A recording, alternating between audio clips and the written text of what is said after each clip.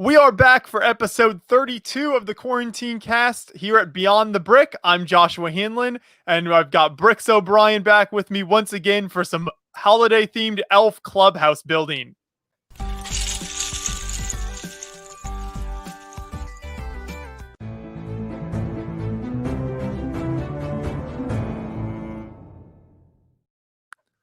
So we wanted to make sure that we got in a Christmas-themed build because this will actually be our last quarantine cast of the year.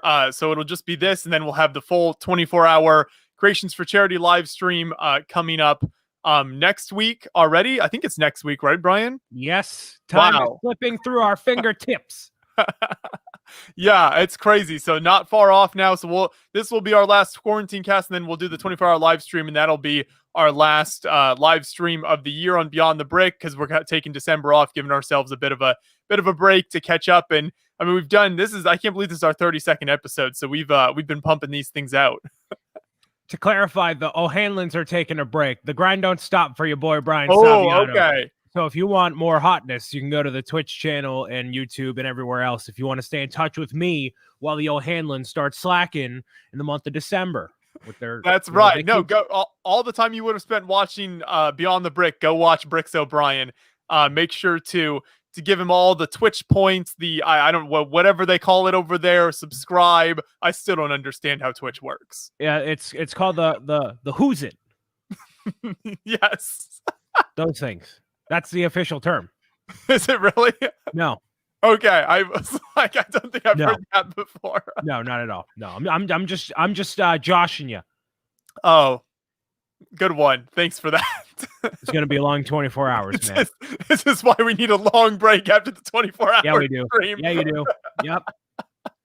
So yeah, I wanted to make sure right off the bat before we launch into the set, we mentioned that we just have the 24-hour live stream left, and then also remind everyone. It looks like John just put links to the Creations for Charity website in the chat there. So if you are interested in joining us, you can find a Google form over there on the Creations for Charity website. If you click those links, where you can sign up to join us in the 24-hour live stream.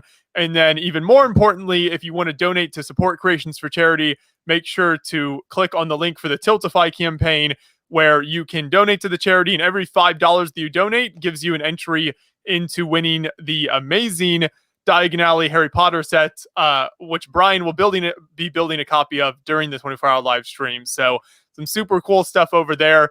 And if you want more info, Brian and I yesterday, we just put it up on the channel. I actually recorded a longer video going through all of that stuff as well, so you can watch that. But the important things are the Google form. If you want to join us, make sure you fill that out so we can email you the link and then donate it to Tiltify campaign. Jeff McElwee asking, how family-friendly is your 24-hour live stream?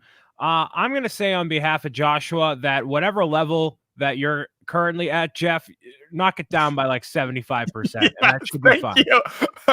Yeah, that should be good. No, I would like to think that there wouldn't be sailors cursing in the stream, especially for the kids that are going to be up late in Europe watching, and that we're probably going to have Lego designers on the show. So tone it down, Jeff. That's right. Yep. I've yet to be in a stream with Jeff, but I think we're going to need you to scale it back a bit. Yeah. No, Jeff needs to dial it back like 75. Yeah, no, and we do try to moderate things. Obviously, it's a little harder when we're going 24 hours straight because, there's a lot of people joining. So it is easier for things to get out of hand, but we definitely, do our best to moderate. And if someone's not following the rules and causing problems, then we are not afraid to bring some ban hammers down. We'll have Kevin Hinkle will be there with the wrench of power occasionally. I know he'll at least check in sometimes. So you don't want his wrath coming down on you. No, you don't want my wrath either. I want only the best and the best of the brightest. If there's going to be any, youngins in there that are just going to take up spots where other people could be in there and building along with us, then I'll get them out of here. Otherwise, I want only the best around. You know what I mean? There you go. Jeff has lots of loud, angry questions to ask. Well, let's be professional, Jeff. Let's be professional. Okay, we all can't ask Justin Ramsden to bring back monorail. He doesn't have that power. Nor would he probably want to have that power because monorail's poo-poo. But oh boy, wow. You aren't even waiting for the 24-hour live stream to get things going. Oh, I haven't even told you like a third of it. Don't you worry. Oh man, it's gonna be good. Well, we should launch in with the set here so that we can get this done. How long do you think this is gonna take us to build? 65 hours. I was thinking like 33. Yeah. Will the chat be allowed in the stream? If somebody is in the chat and they want to participate, then it's possible. But again, we want people that are going to be in the live stream itself, who are going to be adding to the conversation or otherwise. It's not just somebody to take up a spot there, especially when there's probably going to be a few other people who want to participate as well. So as long as you're asking coherent questions or adding something to the conversation or doing something, then sure. But if you're having your microphone off, your camera muted, then get out. Somebody else could take your spot and take advantage of that time. So that's basically it. Yeah, that's usually how we approach it. And it also ebbs and flows. So there's certain times, depending on time of day, when there's like a lot of people and there's like more people than we can fit in the stream that want in, and so we have to control it a little more and have people cycle through more often. But then, I mean, if you really want to make sure you get a spot, if you join at like 4 a.m. Eastern time, 4 to 5 a.m. Eastern time is like the deadest time because all time zones in the US are asleep at that point. So if you really want to get in the stream, keep us company at that point. Exactly. So, we'll just take it as it is. If Andres isn't in the stream, then I'm not coming. I'm betting he'll be there at some point. I think, yes, this is the first year I think he'll finally join because he doesn't have the show that he normally puts on next weekend. So I think he'll be here. Yeah, that's the goal. Well, we should launch in with the set here. So big shout out to Lego for sending these to us as well. Definitely appreciate that. This should be a great set. I've only built, I think, Brian, have you mentioned before that you have all of these holiday sets? I have every single one. Yes. That is impressive. And I have every single one of them. I don't even have every single Lego Super Mario thing. So that goes to show you just how much I have of all these here. Wait, what do you not have Super Mario themed? Bullet Bill is the only thing I'm missing. I do not have Bullet Bill because you can't fill out the packages at the Lego store. Oh, you mean the little thing, yeah. not the set that came with the, because there was a set with those, right? Yeah, the Boomer Bill. And yeah, I have like 3 copies of that. I got plenty of that. That's what I thought. Yeah, no. Shout out to everybody on the Facebook who's watching from all around the globe, including Poland. Shout out to Poland. Happy somebody Poland Day. needs to send Brian Bullet Bill now. I can't believe that's the one thing you don't have. I feel bad. Yeah, and I said to Brick and Nick, if he had an extra, could he give it to me, or like I'll buy it off him or whatever. And he was like, "Oh, I'm sorry, that's not gonna happen." And I'm like, all right, Nick, love you too. Cool. All right. So I gotta find it eventually. So I want to get one of everything sealed as well, just to solidify my desire to buy all the things. But yeah, I still need Toad and Toadette from you. Those are the only 2 characters I care about having at some point. I need to like buy them back from you. Yes, I actually have Toad and Toadette right behind me, so I could send them out at some point. I just want those 2 characters. And from the first wave, that's all I need. Yeah, I got you. Flick Bricks asked earlier if my uncle still does a Christmas display. He does. I don't know if he's doing it this year. Brian, people sell them on Amazon, I think. Yeah, but also I don't want to buy. Like I can just trade with someone or something. Like I know I can buy them retail. I got friends that can help me. It's just a matter of like, finding it. I just haven't wanted to like feel out the figures yet because COVID. Milan's asking, are we going to talk about the new Mario wave? Is there new Mario stuff? Really? Man, I wish somebody would have told me. Is that what was in my inbox last night? I don't know. What? I don't know. That's weird. Anyways, let me open up this set first, then we'll talk. Yes, I'm getting ahead of Brian while he's been talking. Yes. Kevin Hinkle in the chat. You haven't missed LME toys yet. Daddy has not shown back up yet. He's still at the corner store picking up some 4% milk. Will he come back? I don't know. I certainly got the reindeer on the build cam. Look at the reindeer coming through. Has anyone in chat built this set yet? Feel free to share your thoughts if you have. Look at that. Look at those antlers. I know some hunters here in Indiana that would be proud of that.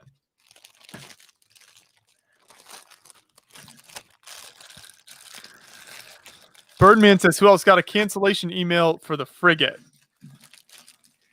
I feel like everyone is like all up in arms about that Nebulon frigate, and I'm like, see, when someone says frigate, Star Wars is not where my mind goes. I'm thinking like, 19th century historical sailing ships. So I was confused what he was talking about. Yeah, no one's talking about that. No one ever means that. No, literally no one ever means that, Josh.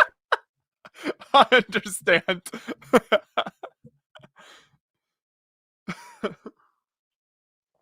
Golden Light Pictures, thanks for joining.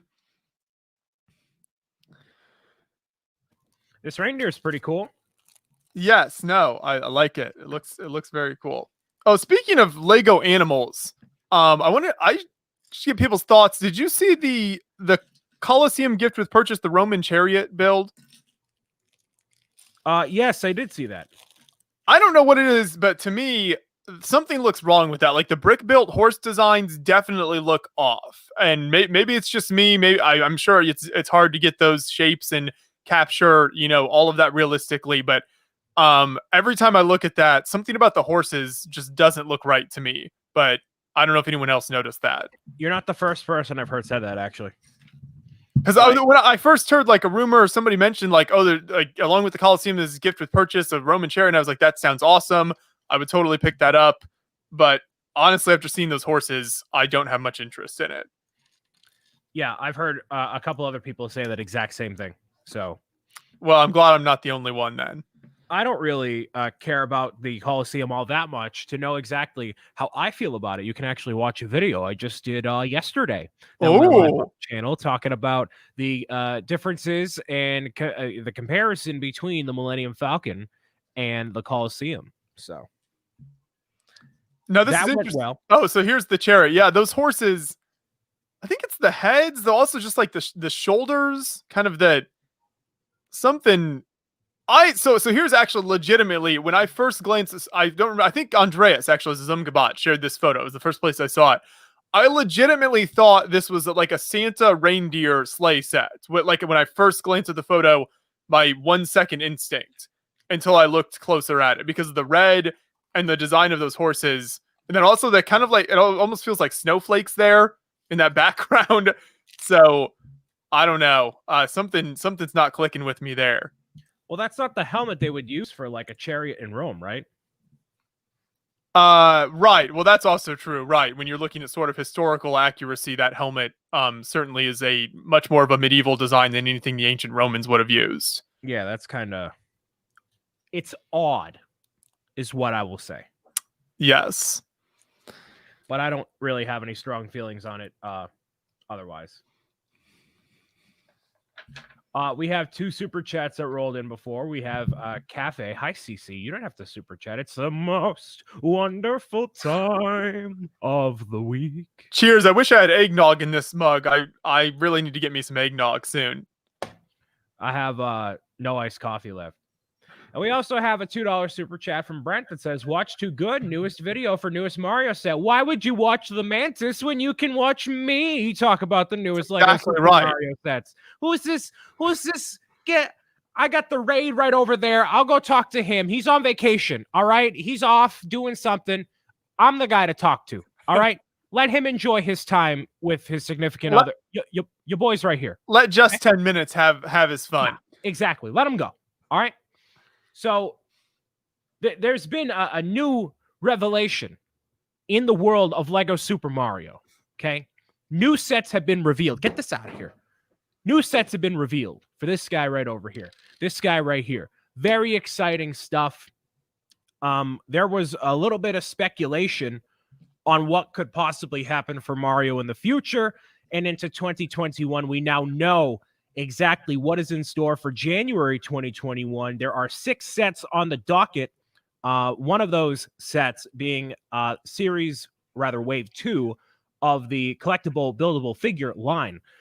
And I'll be going through each of the sets here and giving you my thoughts as the unofficial official Mario expert. And these slid into my DMs last night, and I was like, ooh, these are hot. Well, they're interesting on a wide variety of reasons. So let me just speak my piece here, if you'll allow me to, Joshua. You're on mute, but I can. Yes, go for it. Can I go? Is that okay? Yes, go for it. I can't wait to hear your thoughts. I'm glad someone is. All right, so this is the newest line of Lego Super Mario sets, releasing on January 1st, 2021, starting 2021 off a lot better than how 2020 started. We have set number 71380, the Master Your Adventure course. So this one is interesting. In case you did not see the press release for this, or like the like little videos they've come out with and whatnot, this set is interesting because not only do you get a newer warp pipe with this that makes your course 30 seconds long instead of 60, but there's also a block in here that you can customize to have it be whatever you want to. So that blue question mark block that you kind of see on the right-hand side with the blue rectangle there, it could be a time-related thing, an item-related thing, and that can be added into your course in whatever way you want it to.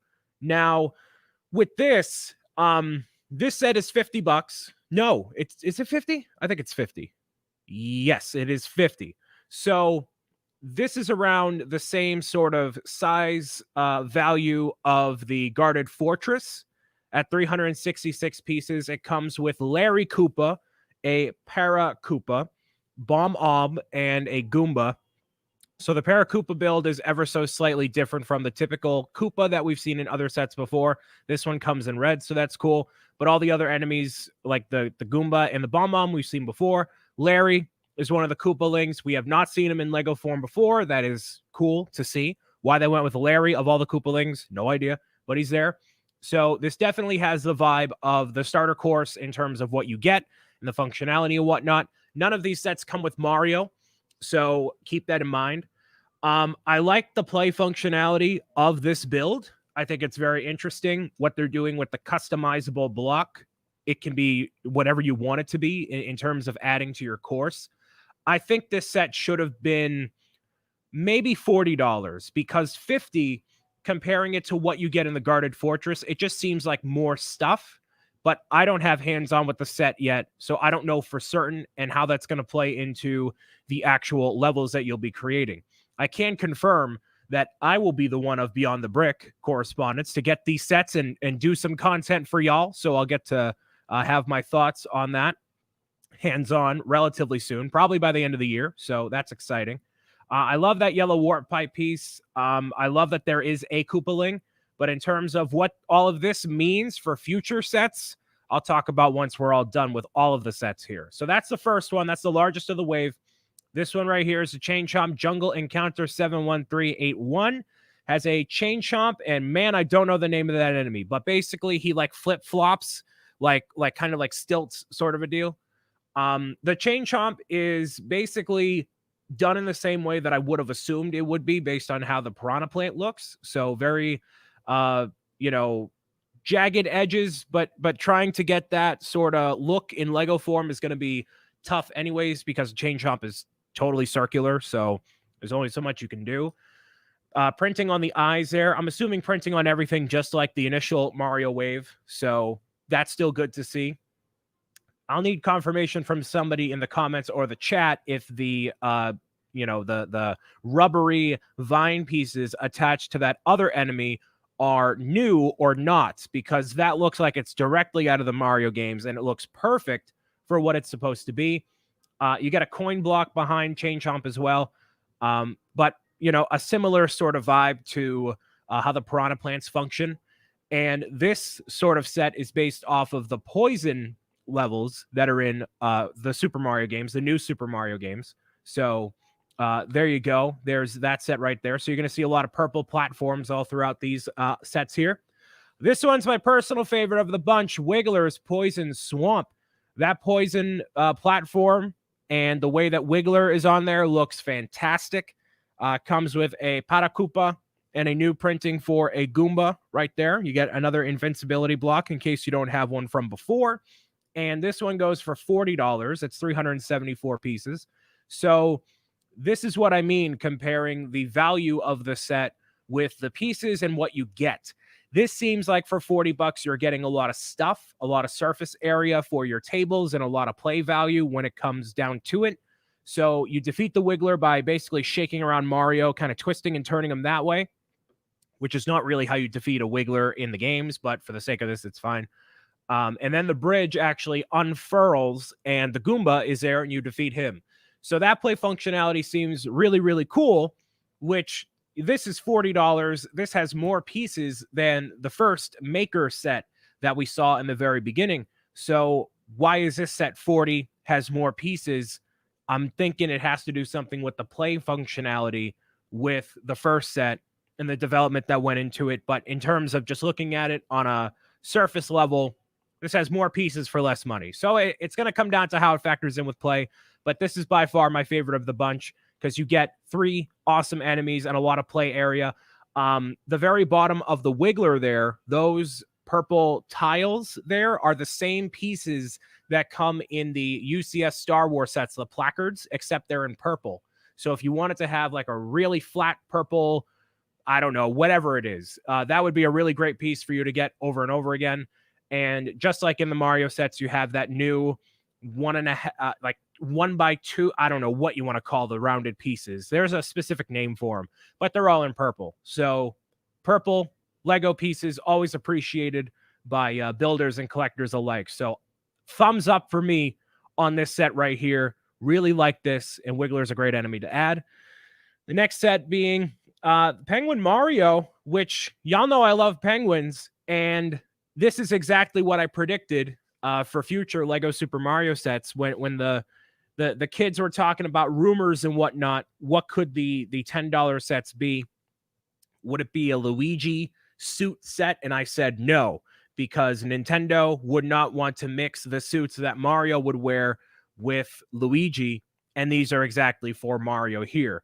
So the penguin suit functions like you just slide Mario across the table when you equip the suit. And yeah, it's not a suit that I particularly use in the Mario games very often. It's from New Super Mario Brothers Wii, but it is a very cool looking suit and kind of reaffirms my theory that all these sets are based off of that era of games rather than the 3D games, Sunshine, Odyssey, 64, etc. Further reinstated by the next of the suit sets, which is Tanooki Mario, one of the most iconic Mario suits of all time, from Super Mario Brothers 3 on the NES.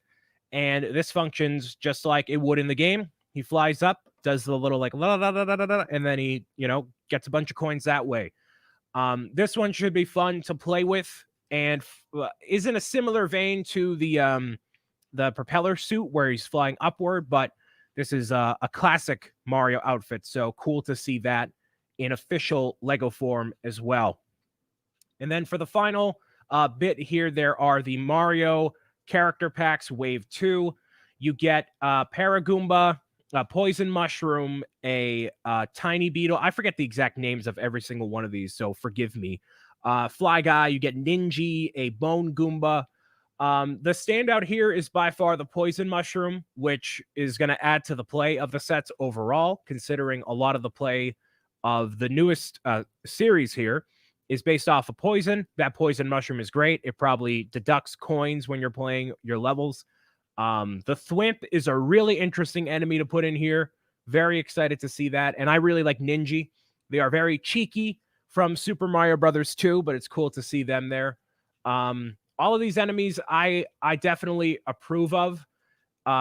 Small Mario enemies, there's so many of them, and you could keep making wave after wave after wave of these sets here. So this is a good second wave. I would have loved to have seen something else besides maybe the Paragoomba in these sets here, but in this wave rather. But all of these enemies are unique for the most part. So this is a standard, a pretty good wave here. And there was one more set, Tim, that I don't know if it was on this page here. I don't know if Brickset has it. It's the Piranha Plant puzzling something. There was one more here. There should be one more here. I don't know if it was included. Not that one. No. So there's one more.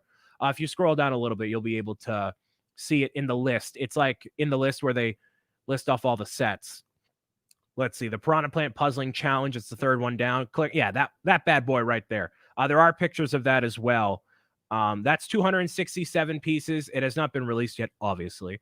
But this one has a Spiny as well as 2 Piranha Plants, and this implements the red coins that are in Mario levels. So interesting play here, but there's a lot of Piranha Plant action in these Mario sets. So, how many more can you possibly get? We have, these 2 right here, the Piranha Plant Power Slide. There's a Piranha Plant in the Guarded Fortress. So seeing a lot of Piranha Plants in that sort of same build, but they're changing it in a variety of ways play-wise. So that's cool to see. That one, I believe, is $30. So if you watched my initial Mario reviews, you will have seen that the $20 sets, in my opinion, had a much more value to them play-wise than the $30 ones. So here's hoping that's not the case here with that Piranha puzzle thing, and it actually holds its value. So in terms of everything here, I opened up these official images from Lego, and I was like, okay, nothing is too surprising of everything that's here. Nothing has blown me away. Nothing caught me off guard. And this kind of reaffirms what I thought we would see from a direct wave after the initial wave of Mario. We weren't going to see Super Mario 64. They're not going to announce Legend of Zelda, blah, blah, blah. It was going to be more supplemental sets for Mario. And I think between the initial wave and what you have here, if you're looking at everything on the shelf at the Lego store or at Walmart or whatever, this is very, very complete in terms of what the new Super Mario Brothers franchise has to offer. You got Wiggler, the Soda Jungle, the poison areas, it's what it's called. Lots of variety, and they've kind of touched on everything that at least I would want them to touch on. Having the purple platforms is great, and that plays into the game. In terms of the suits, there's plenty more suits for them to do if they wanted to, but how much of that would be something people would want to buy and play with, I don't really know.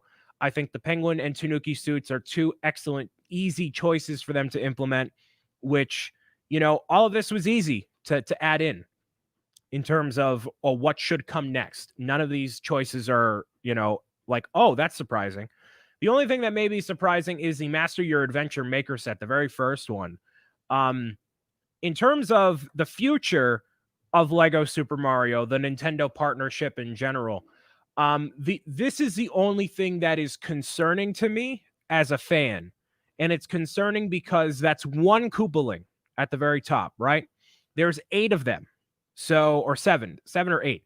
So if they were to make every single Koopaling in this buildable style, that means there's going to be 7 more sets of this sort of play style with the various Koopalings. Do I think that's going to happen? I don't know. But if I were Nintendo, if I were Lego, I wouldn't make just one set with one random Koopaling and call it a day. They're going to have even more sets. So as much as I love this building style and I think it works for what it is, it's not what I want as an adult fan moving forward. Long term, this is not, something I'm going to play with all the time. And talking to people who, sell these Lego Mario sets, my, friends at the Lego store and whatnot, it's selling fairly well, and it's going well enough to justify its existence. But what I'm also hearing is that beyond the starter course, it's tough to sell what this theme is without having like a hands-on or demonstration or whatever. And because of the way things are in the world, you can't just bust out the set and say, hey, kid, play with it. All right, now go buy it. You can't do that. So selling this Mario right here is easy because it's Mario. And this could work with any future Lego Nintendo set. Like I said, kind of with the NES, if they came out with a SNES or a Peach's Castle and you put Mario in the very top and he plays like the Princess Peach's Secret Slide theme as a part of that whole, setup there, that's a great way to sell this Mario because he's supplemental to every single other mainstream UCS minifigure based whatever type of set. So this is an easy sell right here. Now, you didn't see Luigi in here. I could have told you that right from the get-go. And the thing is, you can't do Lego Super Mario without Luigi or Peach or Daisy or like any of these other characters that are like very iconic. Like you can't. Like you have to do it. So will they come out with a Luigi like this? I still maintain no. I think it's only going to be Mario throughout the entire thing, and they're like, because they're not going to do Peach in this style. If they're not going to do Luigi, then they should do Peach. But you can't have one without the other. Like if they did Luigi, they'd have to do Peach, in my eyes. And if they do Peach but no Luigi, like, you know, so it's kind of like thinking of it that way. So they either just stick with Mario or they keep going and going. I hope they stop here with just Mario. This is a complete wave. This is it, done. This is a body of work. Put a bow on it. It's over, done. When August comes around this year, which is probably when we'll see the next of the Mario stuff releasing in stores, you would see minifigure-based things. Because as well as this theme could ever do with the buildable characters and whatnot, it's not what's going to last long term. And just like with any sort of unique play opportunity with Lego, there's always going to be people that want something more, something different, something better. And I don't know if this could last for years like maybe Lego wants it to. The initial hype behind it for this year, going into Christmas 2020, it's going to sell like gangbusters. And then is there going to be interest lost going into 2021? I don't know.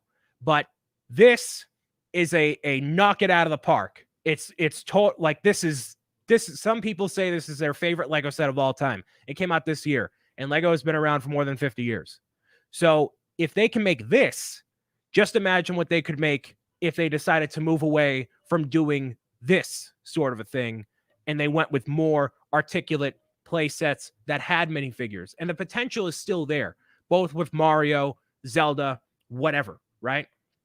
You need a Luigi's Mansion set. I wholeheartedly think that's going to show up, but you're not going to see it in this play style. You're not going to see it like this.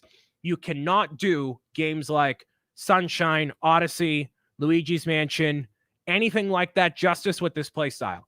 And with the new Super Mario Brothers franchise, this sort of system works, but not for the other things. So I think Lego knows that. I think Nintendo knows that. I wholeheartedly believe it will be, it'll happen. I feel it in my bones. I know nothing. No one's told me anything. I have no inside scoop. If I did, I'd tell you, but I don't. So I just believe that's what's going to happen. When? I'd hope tomorrow, but that's not going to happen. So that's what I think. That's what I think for the future of it. That's my analysis on the set. And I'm excited to get my hands on the new sets, obviously, because it's new Lego Super Mario things. I'll be providing videos in whatever way, shape, or form I can and give you my opinions that way. But it's reaffirming kind of what I had thought from the get-go and what I could see going forward. So I wasn't surprised, but I wasn't disheartened by what I saw either. Your knowledge is on such another level. I'm blown away. I don't know why anyone would listen to anyone else's commentary besides yours, Brian. That's all I have to say. Thank you. What I really want, so thank you. I appreciate that. Yeah, I like to think of it not just on a Lego product level, but also trying to get into the mind of how like Nintendo operates, how they've operated in the past, the decisions they've made with their brands and how they execute on them. And I think like something people who really care about the Lego Super Mario stuff, like the outfits thing, you might think, oh, that's a dumb reason why Nintendo wouldn't want Luigi is because they don't want to put the Mario hat on Luigi. That is absolutely something they would do. They would not want this hat on a Luigi figure. It wouldn't. No, they would not allow that. So that's why I said you're not getting Luigi. And doing Peach like this, it'd be kind of weird. So they already did all the R&D into how this character talks, walks, like all the sound effects and everything like that. That costs time. That costs money. making a new mold for this, and it's either you just stay with Mario or you do a whole bunch of other characters too, and they could have done Bowser like this too.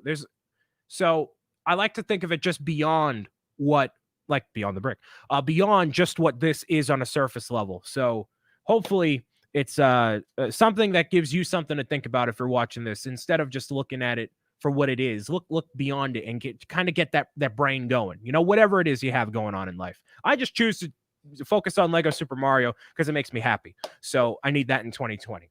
It saves everybody else so much time. When you compile all the information, you give your thoughts, then they don't have to worry themselves about it. Yeah. So it's great. Instead of wasting the brain space thinking about this stuff, you can just worry about filing your taxes. It's great. Focus on the adult things, okay? Get your life in order. Let me do the thinking on this. Let me have the fun, okay?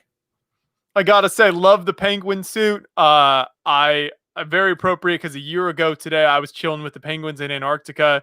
So very cool on the penguin suit. No idea what game it's from, no idea what it does, but it looks cool.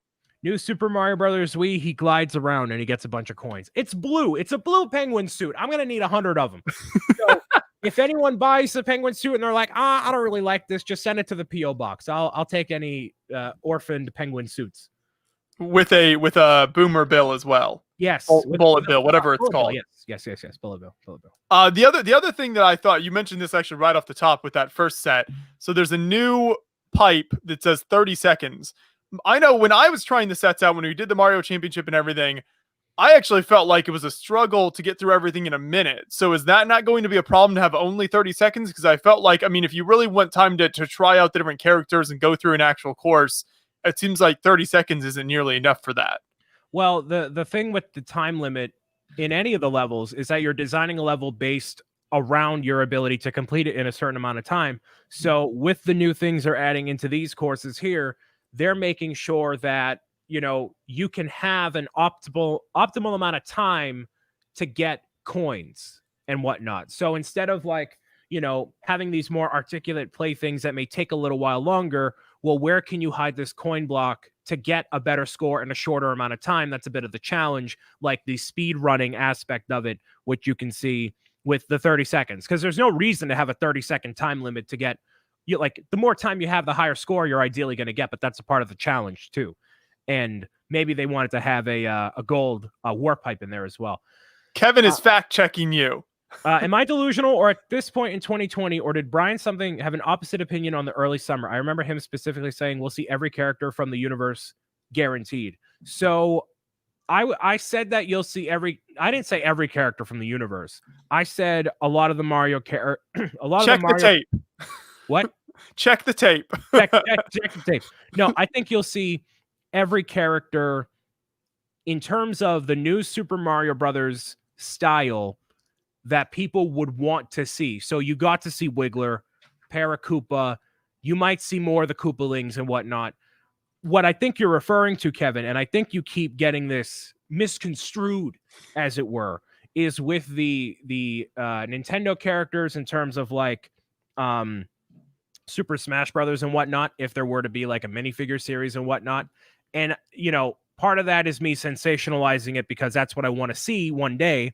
But I don't think you're going to see every single character that is ever made by Nintendo. You just want to justify in your own mind, you know, Ness being there and Lucas and whatever from Mother series. And it's not going to happen, Kevin. Just get over yourself. Okay. It's not happening. But what's going to happen is you're going to see Link and Zelda because it's one of the most popular franchises of all time. It's the 35th anniversary for Zelda next year. We're probably getting Breath of the Wild 2 next year or the year afterward. It writes itself if Lego wanted to have those marketing beats on time with whatever, because this year was the 35th anniversary of Mario, and boom, here you go. Here's all this stuff. So that is what I'm referring to with all the characters people would want. It just is unfortunate that you want characters not many other people want, but that's just me. Oh, sorry, Kevin. I honestly can't keep track. We've talked about Mario so many times on these streams that I definitely cannot remember when Brian said what. Yeah, no, you're not getting Earthbound. You're not getting maybe you'll get a Captain Falcon. I don't know. Like, but I fully believe you're going to see the mainstream characters that people want, and then they'll indulge beyond that. If we can get, here's the thing. Give me the close up here, John, if you could, real quick. If you can get 2, is it 2? 3? I lost track. Multiple series of DC minifigures that no one cares about. If you can get that, you could get Earthbound. So Lego, and that is one of the things that sends me over the moon, is how we have so many Lego Batman and Lego DC things, but then Marvel's not the same way, Star Wars or Mario or other. It literally. So if we can get these random DC characters no one cares about and can sit on the shelves for 7 months and no one buys them, there's hope. I'm just saying. Brian, it's because DC and Batman is cooler than all of those other things you listed. That is entirely false. Entirely. Batman beats all of them. The Wonder Twins are nowhere near the caliber of any of these other characters, all right? No one cares. I would love to see the contract where it's like, hey, Lego, you're going to make more obscure DC characters in this minifigure. Like, well, it's because of the Batman movie and all the right, and because it wasn't that successful. Come on, let's not. I mean, they wanted to tie it in. Yeah, no, but they had their own DC minifigure line that came out last year, or this year. Who cares? This year, whatever. Just if you're gonna do a minifigure series, should be a bunch of characters that really drive you to pick up all of them. And unless you're a diehard DC fan, you're not going to really care about a lot of those characters anyways. No, that's true. There were a lot of obscure characters I never heard of. Yeah. And the Lego, as much as they love delving into all the secrets and all the, inside little loops and whatnot, they also got to appeal to a mainstream audience, which is why that's why they went with the NES to start for a big Mario set or the Hogwarts Castle or whatever. If you went just all in on the obscure stuff now. So not for me. Not for me. It's understandable. Yeah. So I don't know. But there's hope, but not a lot of hope for Earthbound. Sorry, Kevin. Shelve it. It's done. Kevin and his obscure fandoms. It's not. It's obscure. I was gonna say it's not that obscure. No, it is. It totally is. Clock King, come on, really? We don't need a minifigure of that. Get out of here. Get out of here with that nonsense. For the Lego Batman movie, sure, but not for a regular DC villains or line. Weird. So that's my thoughts. In time, you'll see all the things, hopefully all the things you want, but I think the next wave of Mario stuff will totally tell what the future is. If we see just more of these play sets, then you'll see me go into the abyss of nothing and be like, oh, it's over. But I'm not ready to call it. You still have hope. Yeah. But if there's another full on line, here's all the Koopalings, I'll be like, oh, great. You're great. like, welcome back, everybody. Bricks O'Brien to look at the new Mario sets. But people are sick of the Koopalings in the games too. So I don't know. Why are there so many of the same type of character? There's different colors or something? Well, the Koopalings go back to Mario Brothers 3. And no, World, right? Is it 3 or World? It's 3. Yeah, it's 3. And they're just not Bowser's kids. I don't know what they are, but they're there. They're just there. They brought them back for a good spell. They were the enemy in every single Mario game. And it's all right, let's just dial it back. There's no reason to have all those Koopalings. If I'm being there, no. Well, while Brian's been talking about that, I've been hard at work building, and this set is coming together great. Christmas tree. There we go. Reindeer with sleigh. What more could you want? I don't know why Santa Claus uses a computer that looks like it's 40 years old to keep track of people, but apparently that's how it works. I love the tiny piano. Based off of a kit Chris McVeigh did before he worked at Lego.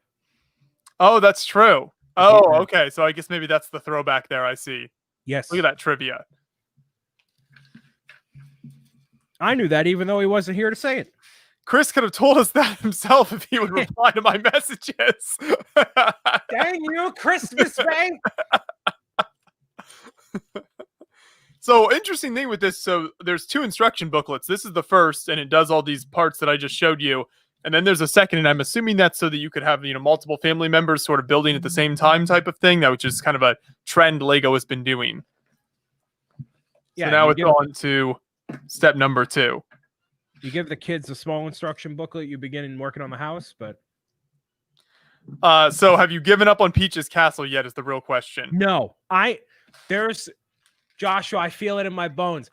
I can't tell many things in this life because it's a crazy life. You know what I mean?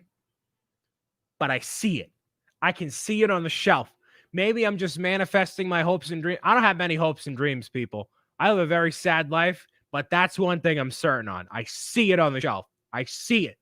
And if anyone at Lego wants to contact me and be like, Brian, it doesn't exist. Stop talking. Just shatter me.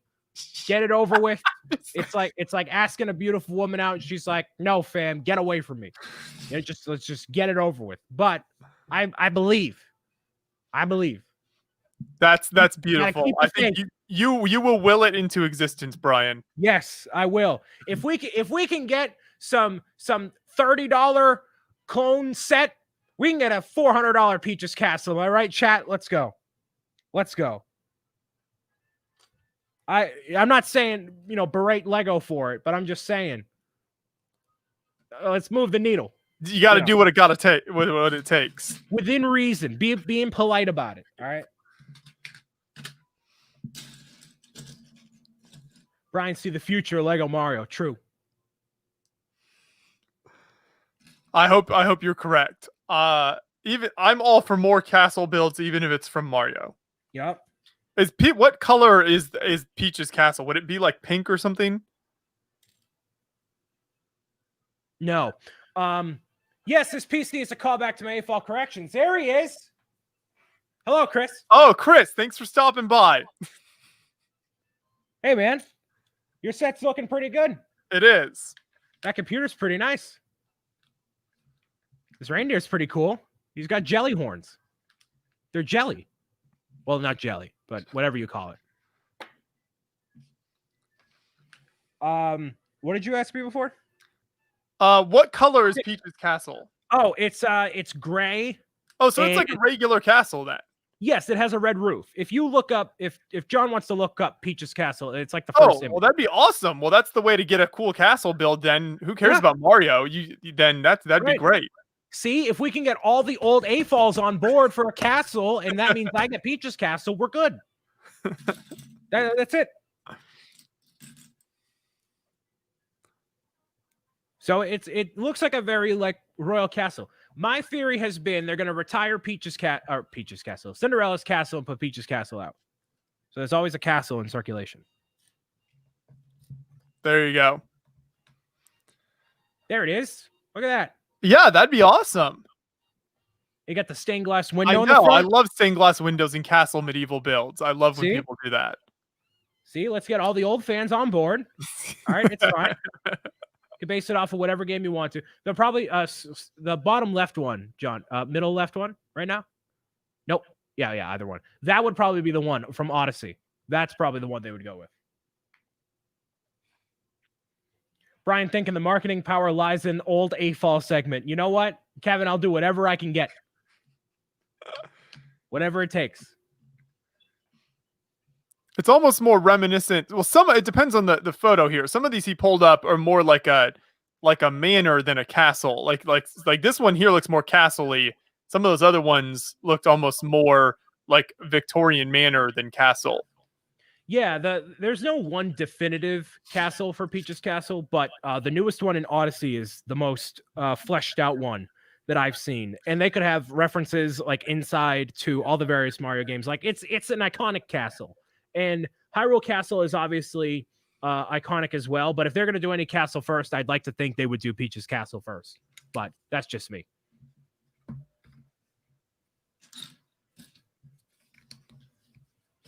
This just reminds me of the Breath of the Wild castle on ideas that got rejected. Well, I mean, Flick, but of Breath of the Wild, they're not going to do the castle because that's not the focal point of the game. It's the Guardian. It's the ancient materials. It's more about the world. So I think you would see a set based off of that first, and the stables and whatnot. There's Paper Mario, Origami King. Look at that. It's beautiful. It's amazing. You have like the gold and the brown on the front door, the bridge leading to it. I can literally see the set on the shelves. There's like a black background to it with like this blue hue behind it. 18 plus. Look at that. You're telling me you wouldn't want that as a Lego set? Come on. Come on, people. Only after we get homebound or whatever Kevin's thing is called. Is that some old people thing? Homeward Bound? No. Whatever the thing he was talking about earlier is called. Earthbound. Earthbound, yes. That's what it is. Yeah, no, not gonna do that. No. Do they have Bowser's ship? Ooh, if they did, so if they did a ship for Bowser, they could have Peach's Castle. So do me a favor, John, and look up Bowser's airship. That would be the set they come out with for $150 to go battling against Peach's Castle, just like in Mario Galaxy, the intro part.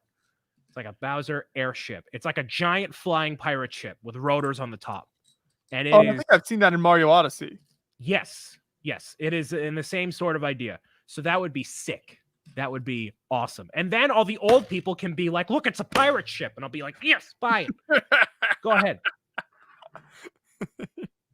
Exactly. There it is. Look at this. You're telling me go like click on that one. Sorry, go down. Yep, that one. Yeah. Look at that. You got Bowser's head on the front. You got tell me that wouldn't be a sick Lego set. Come on now. That would be really cool. It's very reminiscent of I can't remember his name from the Lego movie. The guy, the pirate. Metalbeard. Yes. Metalbeard shit. Yep. Precisely. Kind of a steampunk vibe to it. That's cool. Look, it gets the Lego steampunk fans too. So we can see Lego Super Mario, get everyone on board. You know what I mean? Get everyone on board. All the things. Look at that. Bullet bill cannon. So you go a whole 9 yards.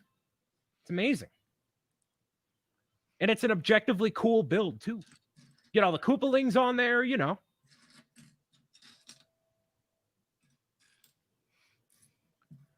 So cool. So there's a lot of potential still here. All right. A lot of potential. Got to keep the faith, man. That's right. Don't let your hopes be dashed yet. Nope. Except Kevin's. Earthbound's done. Chris showed up in the chat and we haven't even been talking about his set at all here. What set? This set that we're building. Oh, that one. Oh, so this is yeah, that's good. It's good. The Christmas tree design is definitely nice. I like that. I like that the big gold star at the top. I really like the whimsy of it. You know, it goes a bit more with the whimsical North Pole vibe than it does with a actual like a Winter Village firehouse or cottage or whatever. So I like it, and it's a good one-off, you know. It's very true.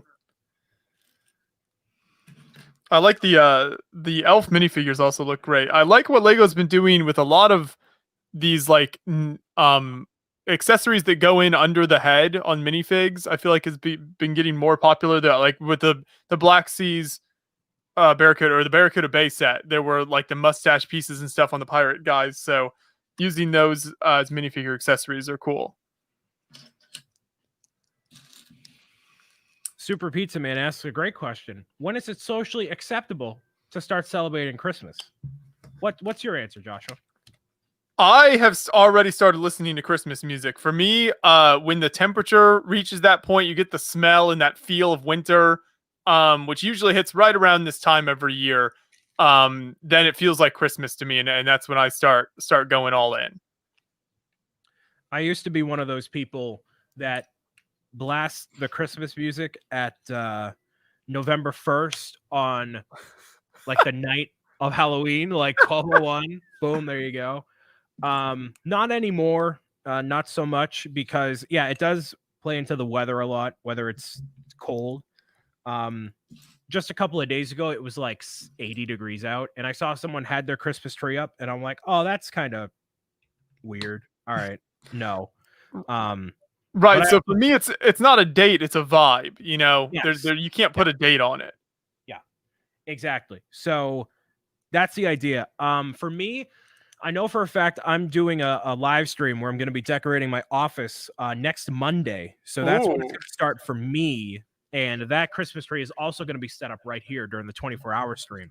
So it's probably going to start Monday for me. But yeah, after Thanksgiving is most people. But then, it does just come down to the vibe, you know? And if people want to get their ornaments on display, how does that work? So you can actually send them into my P.O. box, which info you can find for that on my social media and my YouTube channel and everywhere else.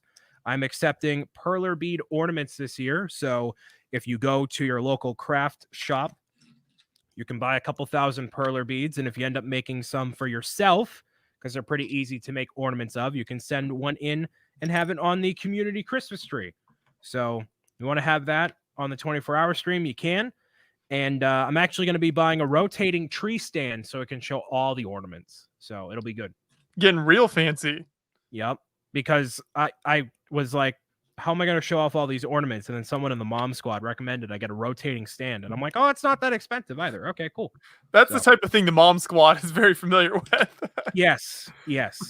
And I don't have any pets that could potentially mess with it either. So it works out pretty well. That's very exciting. You get all those moms celebrating Christmas. Oh, yes. They get very into it very early on. I think my mom is an unofficial member of the Bricks O'Brien mom squad. She's a fan. Is she really? Yes. She watches these live streams. Oh, cool. Excellent. Well, if she wants to deal with a bunch of deranged moms in the Facebook group, she can join that. They're very passionate. They're not deranged, very passionate. It's a very good mom group. It's not toxic at all. It's surprising. That's great. It's great that they're not toxic. That's a bar of entry. Because I guess a lot of parenting groups are toxic. Yes, I think that's very true. So you've got to have like gatherings of moms, but not around like parenting. It's got to be around other things, and then they can cooperate together. Yes, and then when it does involve parenting for a hot minute, they're respectable. Like I'll go if there's like a question that I'm like, oh, this could turn into a dumpster fire. I'm like, let's just all remember to be kind, courteous, and respectable, right? Okay, you know. But they're good. They're good. So Birdman says those rotating tree things have such a mom name, Lazy Susan. Yep.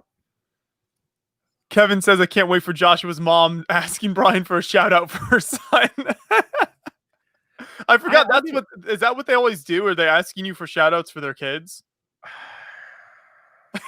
I get a lot of private messages like that. Okay. Or they'll happen in a live stream or something or on social media where someone will ask for a shout out. And it's kind of the equivalent of like if you're on stage doing a show, then someone's like, hey, Declan wants a shot. Declan's watching. Can you say his name? And it's like, I'm doing a thing. Sorry. So I don't do shout out videos or shout outs during the streams. Lindsay knows. Lindsay Fecteau in the chat knows how it is. Did you say you might do some of those for Creations for Charity? No, I did not actually. No? It's not a service I offer at this time. Thank you. Oh, that's too bad. Yeah, it is too bad. But you know what? There's plenty of other ways you can, the gift of giving to charity is enough. You're helping some kids. And if you don't get satisfaction out of that, that makes you a monster and you should reevaluate yourself. How Speaking of which, head on over to, actually, I think in the description, we should have links. So check that out for Creations for Charity info and the Tiltify campaign to donate to Creations for Charity. We'll make sure there's a link in there. Yes. I can't find this piece I'm looking for. Isn't that the great tragedy of a Lego building? So on the, I don't. We might have discussed this before, but do you think you're going to finish Diagon Alley on the 24-hour live stream? So I'm trying to like mentally like adjust myself for like how this is going to go. So I'm assuming I'm going to talk a lot, but then I'm going to be distracted. But then also there's going to be sections where I'm letting other people talk and I just lurk and build. So I don't really know. I haven't like figured out where I'm going to land quite yet. So maybe I would like to, just for the sake of saying that I did, but Right. the more that I look at Diagon Alley at the Lego store, I'm like, oh, that's actually a pretty big build. Like it's big, like dimensionally too. So I don't really know. Somebody said the link isn't there. I think John will put the link in the description. So if you want to check that out, it should hopefully be in there soon. But you can always in the chat as well at some point. Yes, that's true. I used to just be able to direct people to creations for charity website, but now they updated it so it's more of an actual website, not just a blog. And so the post isn't just the first thing you see up there, so it's harder to just tell people to go to the website now. But there's all the links in chat. There we go.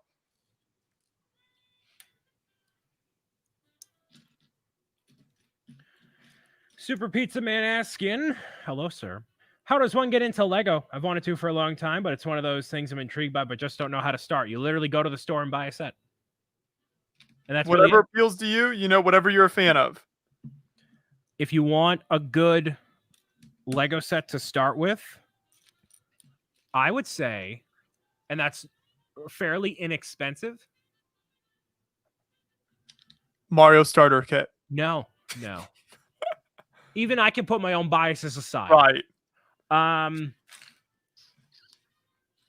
This is a good set for so you want a set that can be a one-off and encompassing of multiple Lego building techniques that can give you an idea of how to build a Lego set. So this is a good one. Any of like the Creator 3-in-1, any of those. Yeah, those are great starter sets, I think, for sure. If you're just looking for like kind of cool building techniques, just generally neat builds. As Kevin says, creator, always creator, Brian, you know that. Yes. Yeah. And when you get done with one section of the build, instead of feeling like, oh, this is done and move on, you could take it apart and build the 2 other models that are included. So you have like technically 3 models included.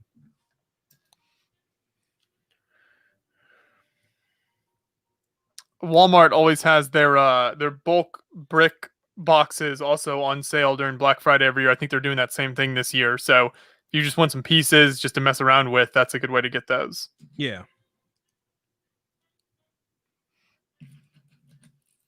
Yeah, Kevin said always creator. He knows as someone who's worked at the Lego store. My son isn't really that into Lego. What should I buy him? Buy him this. All right, thank you. Well, first off, why are you in the store? But secondly, well, when we worked, oh yeah, right, that woman, yeah. My son has just as much Lego as you guys have in this store. We could open up our own shop. He's a very advanced builder. He's only 6. He built that big thing over there. Oh, the memes. Awesome. Good for you. Your son is Einstein. I'm sure he's great.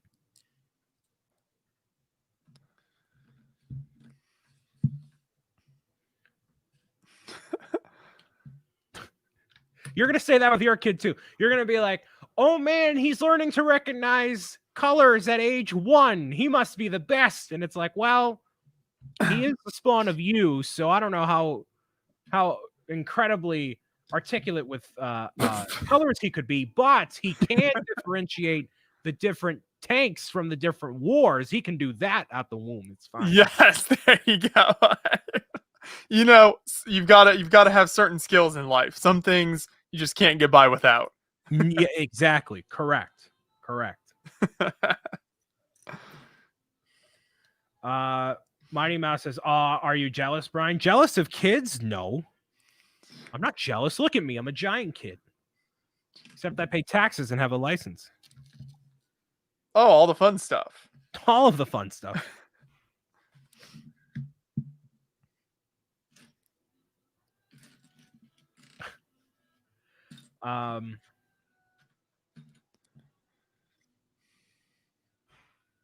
Let's see. I'm good playing video games, hence the lurking. Cool. Chloe over on Facebook, we are building the Elves Clubhouse designed by Chris McVeigh. It is a set that has a elf and a clubhouse. And there's not only this, but also another section of the build that has a Christmas tree with a reindeer in it as well. So that's pretty cool. Pretty sweet. Nice. Perfect for the holiday season, which it does not feel like Christmas right now. Can you give me your opinion about the new largest Lego? I know they came out with like a Quattro brick years ago, which is technically the largest Lego brick, like an individual Lego, right? I think it's a unique building system, but I don't think it works for, today's market. In terms of the largest Lego set, the Colosseum, it's big, beige, and repetitive, and that's what Joshua's going to endure about a week from now. Yes, and I can't wait. Sure you can't. Oh, it's Sure. the Colosseum. How can you not love it? I mean, I appreciate it for what it is. And actually, in the video, which I hope is doing relatively well. If you haven't checked it out, it's... Yeah, Brian's made a couple videos. So you made the first one where you showed off the photos of it, and then also the most recent video is him comparing it to the Millennium Falcon. I haven't actually watched that one yet. I need to. No, it's okay. I didn't watch it either. But the thing is, when you're looking at that set, you're like, all right, well, clearly Lego's going to do a 10,000 piece set. What are they going to do? What could possibly justify a 10,000 piece Lego set? In the video, I said, oh, they could do Peach's Castle, but they're not going to do a 10,000 piece Peach's Castle. That'd be ridiculous. So I don't know what they would do, but I don't know. Would that be ridiculous? yeah, it would. Yeah. Okay. No, I think there could be like a 4,000 piece or something, but not a 10,000 piece. Like Hogwarts is mini scale, and that's 4,000, right? 6,000? I don't know. I can't keep track. No, me neither. 10,000 piece Death Star. But they already have a Death Star out right now. Not another Death Star, please no. I mean, we've gotten like multiple iterations of that. Just something besides Star Wars at the big scale, please. Yeah, I agree. Hogwarts is 6,000 pieces. Gotcha. Yeah, and that's mini scale. So the plastic architect, I'm assuming referring to the Colosseum, says at least Josh will have a fruit bowl at the end of the build. It could be a replacement for the cornucopia next Thanksgiving. Oh man, I didn't even think of that. It's a fruit bowl. That's great. Another wonder of the world will be 10,000 pieces. Well, what's left? What could they really do? I mean, there are lots of great architectural landmarks that they haven't tackled yet. Like what? Well, yeah. Well, see, I guess one thing you have to think about is that if they avoid churches, right? So that cuts out a lot of the most famous sort of like your Notre Dame, Right. Cologne Cathedral, like some of the most impressive thinking of like major architectural landmarks like that. 10,000 piece Leaning Tower. Oh, that would be very repetitive too. Oh man. I don't think they could pull that up. That would have to have a solid base. It would have to be like, it would have to lean ever so slightly. That'd be interesting if they pulled that off. That would be pretty crazy. I don't know. I'd have to think some more about different historical landmarks, because you need something. The Leaning Tower isn't an interesting enough building. It doesn't have enough history. Like the Colosseum, it's been around for 2,000 years. Part of the Roman Empire. Just like so much has happened around that building over the span of its lifetime. So you need something with sort of that magnificence to it when you're going at that big of a scale. You really have to choose the right ones. Berlin Capital. Oh, that could be one. I mean, they would probably do that in regular architecture first, wouldn't they? The what? The Berlin Capitol building.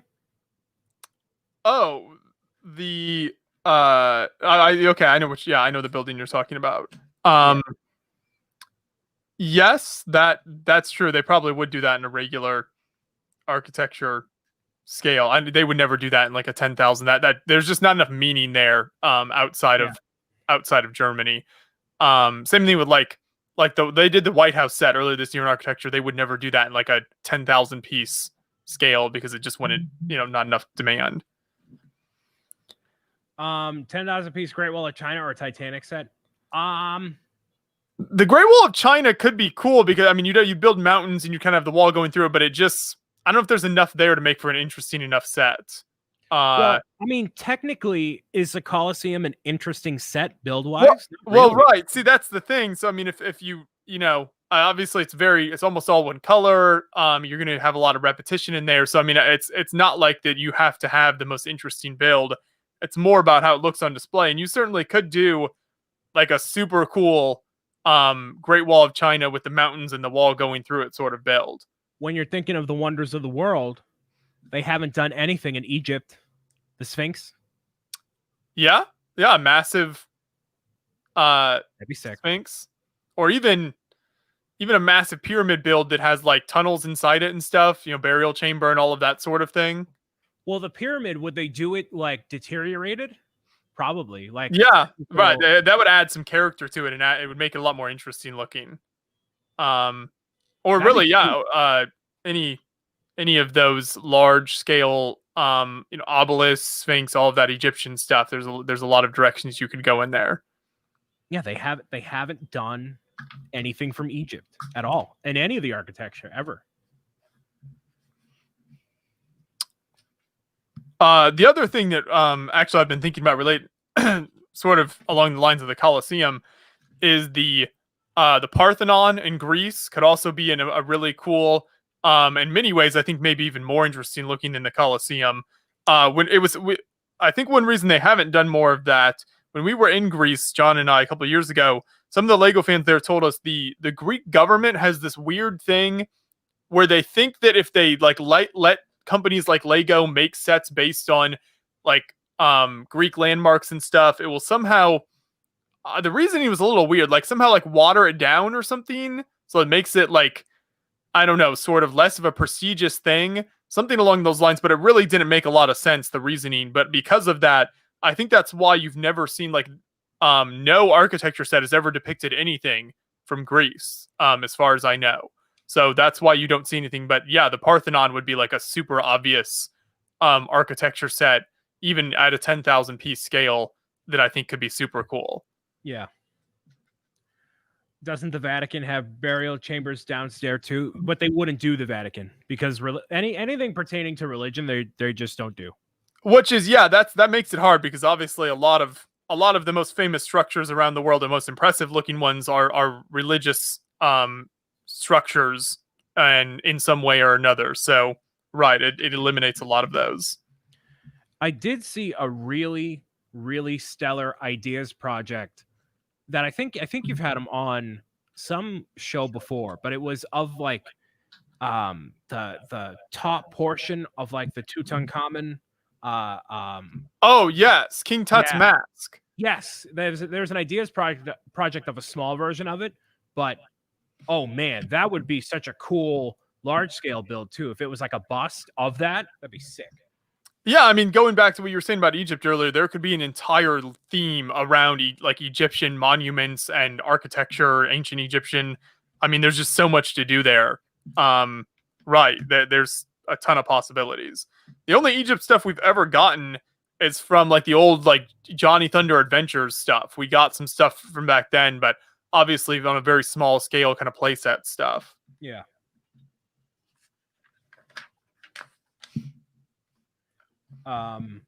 Was the Colosseum a huge libation ball? Well, I mean, there's definitely people that have absolutely died at the Colosseum. So some people were like, this is weird of Lego to make this where this was like a death chamber. And it's like, well, yeah, you're right. But we're also, how about that Osprey real quick though, right? We're also, many, many years removed from that. And I think that's really what it comes down to with Lego. Right. I saw some comments like, why would Lego get rid of the Osprey but make the Colosseum? Well, I mean, the difference there is 2,000 years. I mean, that's basically what it comes down to. So it's just such a different thing when you're making something that's still in use today. versus something where, a building where some people died in it, almost 2,000 years ago. It's a very different situation.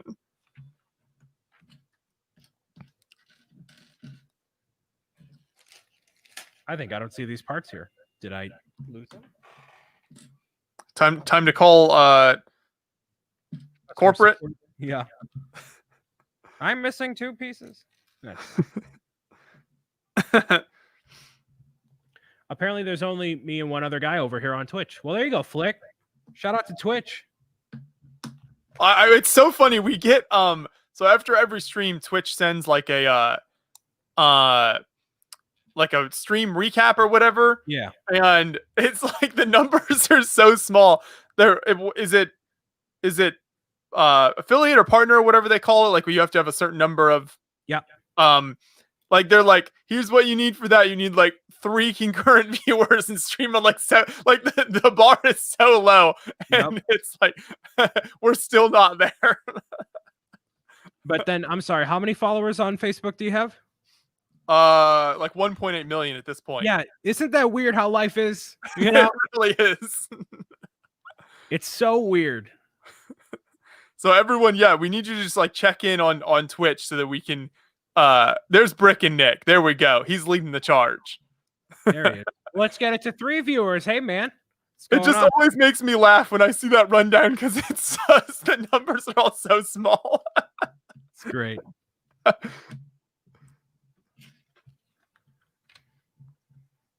I think Alyssa was checking in earlier. She said, "Are the Hanlons on the nice list this year?" Probably not. We usually don't make it. We keep trying, but Timmy knocks us off the list every year. It's hard to keep him in line. Yeah, I can see it. You know how crazy he gets. Yeah, those Tuesday evenings, man, he goes all out.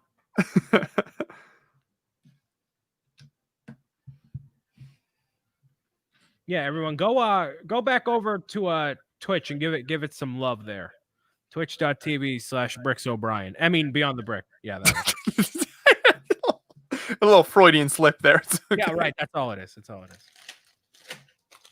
Am I missing a bag? Am I just being like? At first, I thought this thing here that Nick put in, I thought that was the blue penguin from Mario at first. That's kind of what it looks like. Benny. Yeah, I realized that after a second. The building's coming along nicely. Brian and I are both working on the elf clubhouse. You missed my whole diatribe about Mario. I know, it was beautiful. It was peak Brian. I didn't know I could hit peak me, but there we go. I have a running scale in my head. Nice.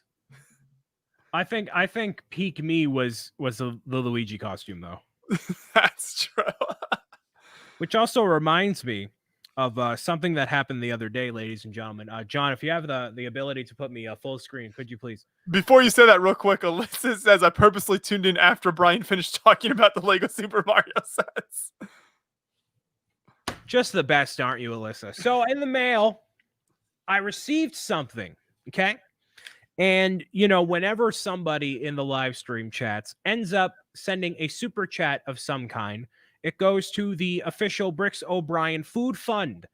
And I received something in the mail, but also something in the email, which I did not thank you for, you both publicly or privately at all.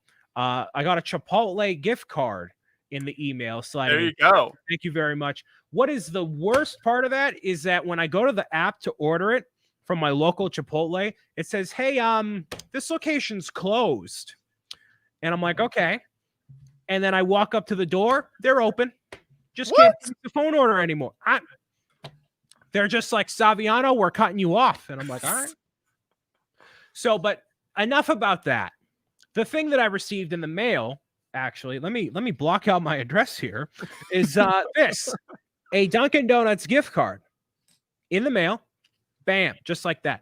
Now, if you remember from the last Dunkin' Donuts gift card I got from Beyond the Brick, they were publicly shaming me for falling short of Brick and Nick in the Lego Super Mario Championship. And I was very unhappy. I actually filed a complaint with Beyond the Brick Corporate. I don't know if they ever saw it, But it hasn't trickled up the line to us yet. Sorry, it'll get there eventually. It'll get there eventually. So they decide. I said yesterday, should I be prepared for something here? And they're like, just open it. And so I opened it, and it says, it says this right here. This is what they wrote right in here. And for any of those who can't see, it says, to Brian Saviano, do you think Brick and Nick would have the courage to wear an inflatable Luigi costume live on camera? I don't think so. Really makes you think about who the real Lego Mario champion is. From Timmy O'Hanlon with the $50 to Dunkin' Donuts. And then me flailing about in my Luigi costume on Halloween. So thank you all for the super chats going to the Dunkin' gift card and also to the O'Hanlons for that image on the card is so good. I love how that turned out. I still can't believe it's so cheap to do that with Dunkin'. It's free shipping and it only costs like $1 to put a custom image on there. That's such an underrated thing that Dunkin' offers. Yep. So there you go. Thank you, O'Hanlons. Thank you, everybody in the chat.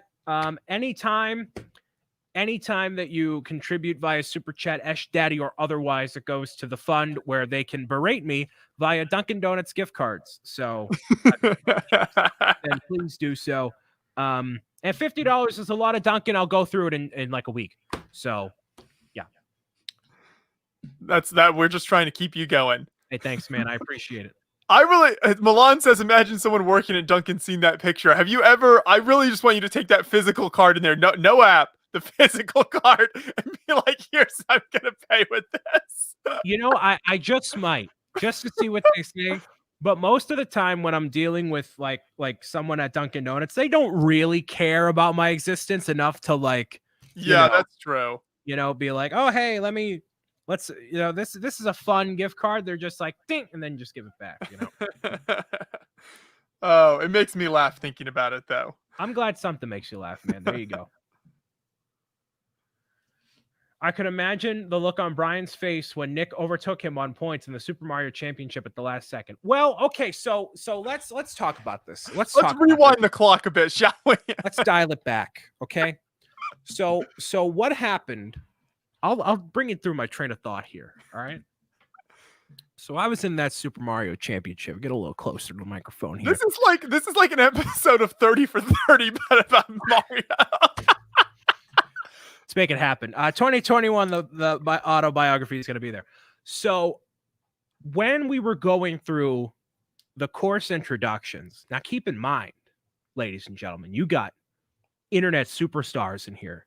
You got Joshua Hanlon, Just Too Good. All right. No one to scoff at here, right? And so, Justin shares his thing, and it's okay. Joshua shares his, I give him a little pointer, so it's a little. Yeah, it's honestly all credit to Brian for how I got any points in that. Okay.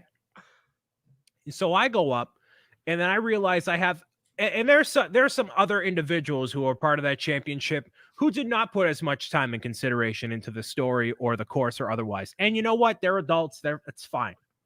That's fine, right? I go above and beyond for Beyond the Brick. Trademark it. Shirt it. And so I'm there and I say my story, and John really likes it. We played it on the Super Mario episode. We had him on. The designer's reaction was just priceless. Yeah. Jonathan, that's his name, right? Yeah, John Bennick. And I was like, yeah, okay, this is great. Cool, got it. And once it got to the score as well, I got the highest score out of anyone. So there was the story, the presentation, and the course score. The only one I didn't win was the presentation because Nick decided to use other parts and show off his creativity.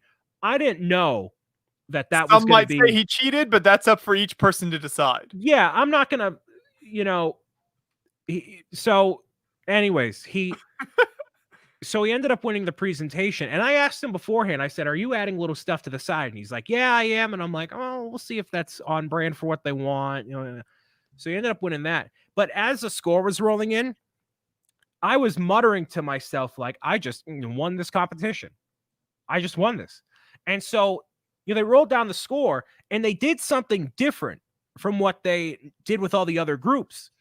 And This so, is where the real drama starts right here. yeah, right. So, and me and Joshua were both kind of on the same page about it too.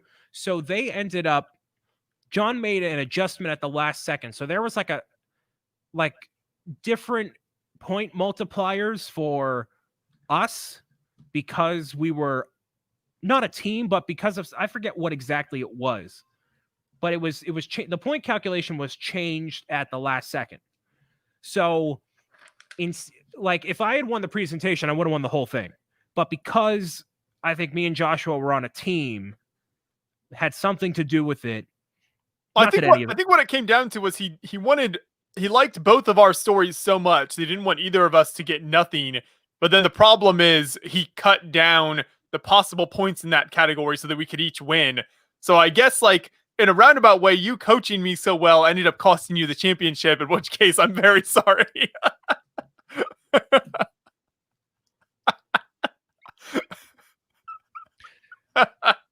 Regardless, the points were calculated differently toward the end. And I was like, you know what? That's fine. That's fine. And I'm not mad. The reason I'm more mad is because I keep getting reminded, and the thing is, I would love to be able to say that I'm the Lego Super Mario champion because I am so passionate about it. Nick doesn't care about Mario. He's like, he's a red plumber with overalls, whatever. This is my life. Okay. I need the validation as a human being to continue on. I need to redeem clout somewhere along these lines. So but you know what? He won fair and square, either by popular vote or the points calculated. You want to get the Electoral College involved, he'll probably win the same. It's fine. It's all totally fine. I'm not mad. I accept it. I concede. We're done. But if there's ever a part 2, you're done. They should do it, man. A part 2 would be so amazing. Part 2? Someone from Lego, Chris. You're not involved with Mario, but let's. That was so much fun. Even me, like, as people know, I don't know a lot about Mario. I'm not like a massive fan or anything, but I enjoyed that so much. And I guess a lot of it was because, you and I were both represented Beyond the Brick and you're so into it and you helped, coach me and everything. So that probably, if I was just doing it by myself, without your passion for it, then I probably wouldn't have enjoyed it as much. Well, I'm glad so. And you know what? I'm seeing a lot of these salt shakers over on the Twitch chat. Can I get a permanent ban for all of these kids over here? Is that an actual salt shaker? Yes, it is. Oh, look at all that. You're just all the worst. You really are. You can't see me happy, Nick. I'm bricking Nick. I have so many Lego creative talents, I'm so cool. All right. Twitch has all the cool emojis. What are those called? Emotes. There we go. Yeah, all the cool emotes on Twitch. You can do so much with that. Nick says, shall we schedule a rematch for the 24-hour stream? Trying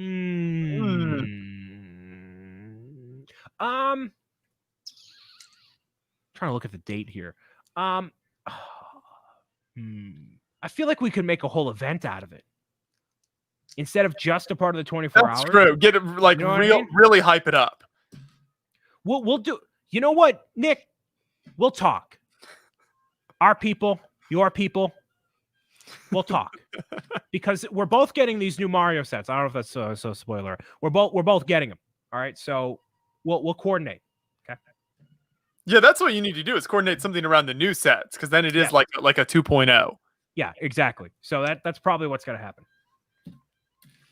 I have not gotten past bag 1, just so you know. Oh no! It's been an hour and a half.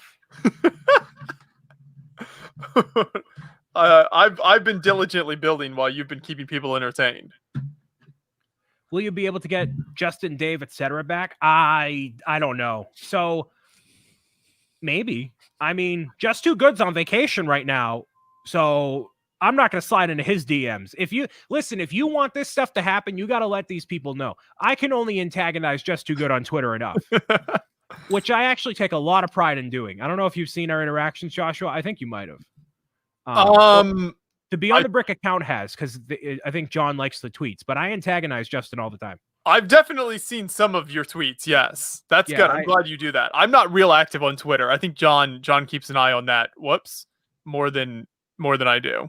No, that's fine. I love just tagging them and stuff, or like just a general antagonization. I love it.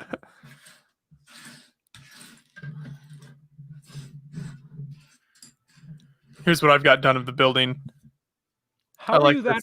Oh my goodness! There we go. I haven't even finished the pirate ship. You say you're on the pirate ship? Yeah, I haven't even finished the pirate ship. I don't even know where I am right now. This is like... Oh, man. We might not finish this on stream today, folks. I mean, I know I won't. Maybe you will, but... I'll see. I'm feeling pretty good right now. But, that's the price you pay to keep the people entertained. Right. And you can expect nothing less from the 24-hour stream as well. I will need to allocate my energy a little bit better, but yeah, it'll be good. Ooh, nice. There's five stickers in this set. But then there are some printed pieces as well. There's a clock piece here that's printed, so that's nice. We got a $1.49 from Doc Sampson. What's going on? Hey, yeah. Hello, Doc. That was a bad Doc impression, but hello. Hello. Doc will hopefully be making an appearance on that 24-hour stream. We'll see. That'd be fun. I believe that's the first time I ever interacted with him was on that stream last year. Kevin, he actually came in and saved Kevin from passing out on the floor of his studio. I believe it. Kevin's weak like that. Kevin was he was on his last leg. Yeah. I hopefully will not get to that. I'm usually up at like that time anyways. So hopefully I won't get to that point.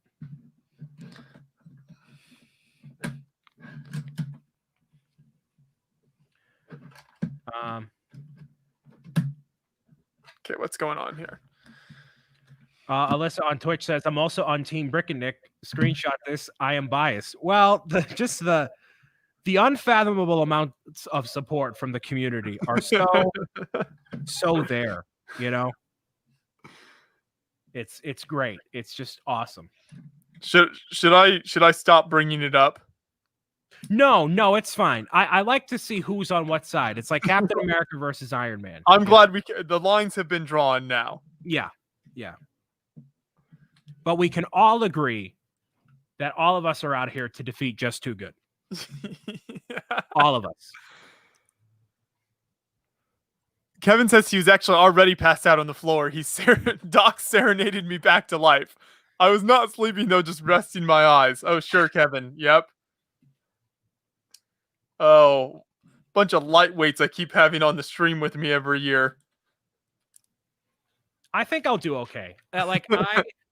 I'm used to being up super late, so that's my benefit, right? Right. As long as I wake up like an hour beforehand, No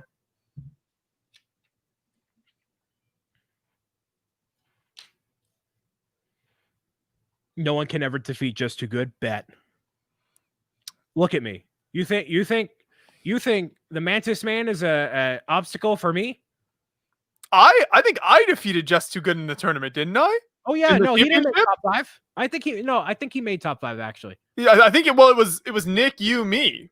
Yes, and then I think it was then Just Too Good. So I mean, if I can beat Just Too Good in the Mario tournament, then I don't think that's saying much. I can barely name 3 Mario games that have ever existed. Am I missing? I must be. Oh, okay. We have another complicated money exchange that has to take place now. Get this money to Brick and Nick. He's my favorite. Why do you all like him more than me? You're like, just because I don't have any creative building talent doesn't mean I'm not valid. You sound so. Why don't you guys like me as much as Nick? Jeez. Oh. Oh, I'm Brick and Nick. I dye my hair for charity. Oh, well, you know, we all can't be perfect. Okay? I like you better, Brian. Thanks, Pizza Man. Pizza Man is the only person I need in my life to care about me. That's fine.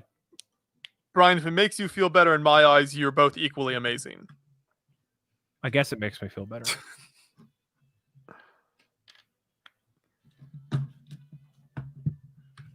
He doesn't get salty with his people. Doc, I will ban you from the ability to join the 24-hour stream. Okay? I have that power, right? I don't. Okay, never mind. You don't. I don't. Okay, rescind that. Turns out I can't. I rescind. I concede. I concede. Brian will be making a bunch of claims he cannot back up with action. I'm going to have the highest score of any Mario player, the largest score, the most expansive score. The 4 score, actually. 7 years ago. Wow. Look at that. Brian, if it makes you feel any better, I don't know who the other guy is. I'm sorry. Brick and Nick, who? Who? What is this guy? That's Lull. Oh. It's just an emote. Okay. I see. And there he is on YouTube. Nick doesn't ban the sweet, sweet children who emote in front of him. They just want to be noticed by their senpai. Ooh, ooh. No, I get these kids at it. Have you seen when the kids emote in front of me in Fortnite, Joshua? No, I have not. So it's the equivalent of when I'm playing the game. And you know how kids can be annoying, right? I am familiar with how kids can be annoying. So Yes. it's like when kids approach me in Fortnite and then they do like this in front of me. Oh, okay. They try to get noticed You're by like me, and they're like, "Hey, Brian, look at me. Hey, Brian, look at me." And I'm like, "I don't care. Goodbye." That's when you start kicking people out. Yep, 100%. And you know what? No one bothers me. It's great. Oh man, you're such a harsh taskmaster, Brian. But you know what? Get the job done. And that's where I send all the annoying ones is to Nick's stream when I rate them. Oh, you're like, here, babysit these children. It's offloading the cargo. Got some dead weight for you here. No, I'm obviously kidding. I appreciate those who watch me. I appreciate the ones who are in the chat and are talking along with the with the conversation and whatnot and respect the rules and whatnot. I kid, obviously. For everyone who's like, wow, Brian's really a jerk to his fans. It's like, no. Well, yeah, but he's a jerk to people who aren't his fans as well. True. Anyone who disses Lego Mario is already on the naughty list. Kevin says, I'm more amused when kids give Brian items in Minecraft and you literally throw the items back at them in game. I don't want your stuff. Well, because that happens a lot. Like kids will like, oh, because I'm the streamer. Here, take my good stuff. But then they can't fend for themselves. And I'm like, no, take it. I don't want it. You know? In Minecraft, are you limited on how much stuff you can have? Yeah. Oh, yeah. so like you don't know. So that's why you wouldn't necessarily want it, because you're limited on how much you can have. Yeah, and I don't want to potentially take something from someone else that would need it, unless I specifically ask for something that I don't have, but that's normally not what. Like a bullet bill. Yes.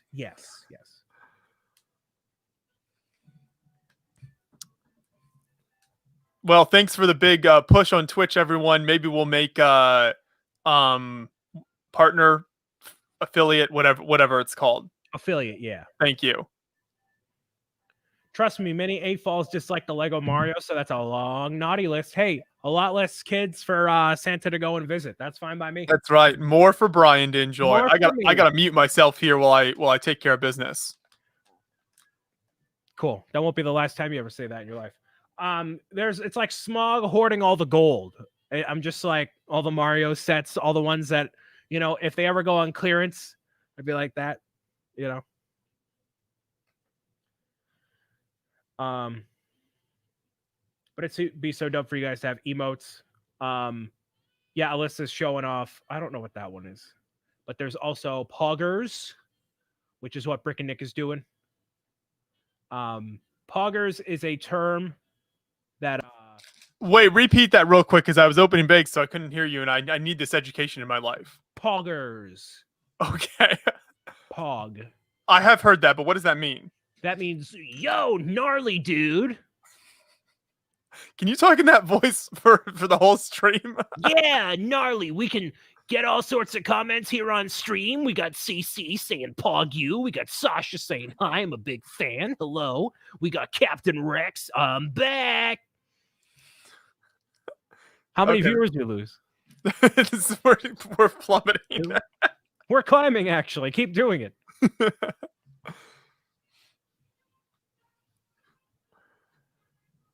Did Brian just turn into a 90s radio DJ? Yeah, right. You know what that voice reminds me of is that in like the racing games I played growing up, you would like the radio was on in the car. That's always the voice you would hear. That's the you gave me some like nostalgia there. That's what that reminded me of. There you go. You're welcome. You're welcome, internet. I could be a good radio DJ if radio wasn't like becoming more obsolete over the years. No, you would do amazing as a radio host. I have the face for radio. Your personality, your voice, I think you could be a very good radio host. You and Kirk, you get your voices together, on a radio show. Brian and Kirk on Kiss 108. What's going on, everybody? It's your boy, Brian Saviano, coming at you with the morning hotness. We got Kirk Wilson over here. Kirk, how we feeling? Oh, we're just doing really good over here, Brian. It's a fantastic Wednesday afternoon. I'll be able to talk about my feelings on Ghostbusters for the 50th time. Thanks, Kirk. Appreciate you very much. All right, we're gonna kick it over. Joshua Handler for the morning commute. What up, Josh? Nothing more to add to that. Oh my goodness, it'd be so perfect. I mean, it sells itself. Kirk, your impression of Kirk is so perfect. It's beyond anything else I can imagine. Yeah, wow. I'm glad you like it. Oh, man. It's like an oddly deep... Hello, everyone. Kirk Wilson here. I'll be on the break. You got to hit the low octaves. I know. His voice is amazing. Yep. I don't know where Kirk... I saw he posted somewhere. I think he's on his first ever flight that he's ever taken in his life right now. So that's pretty cool. Shouts out to Kirk. Yeah, that can be a little terrifying, but especially with everything going on in the world right now, that's pretty crazy. Yeah, I just wouldn't want to wear a mask for that long on a flight. Like that's uncomfortable, especially if it's a long flight. Like I think he's flying back from California or something. Like it's nuts.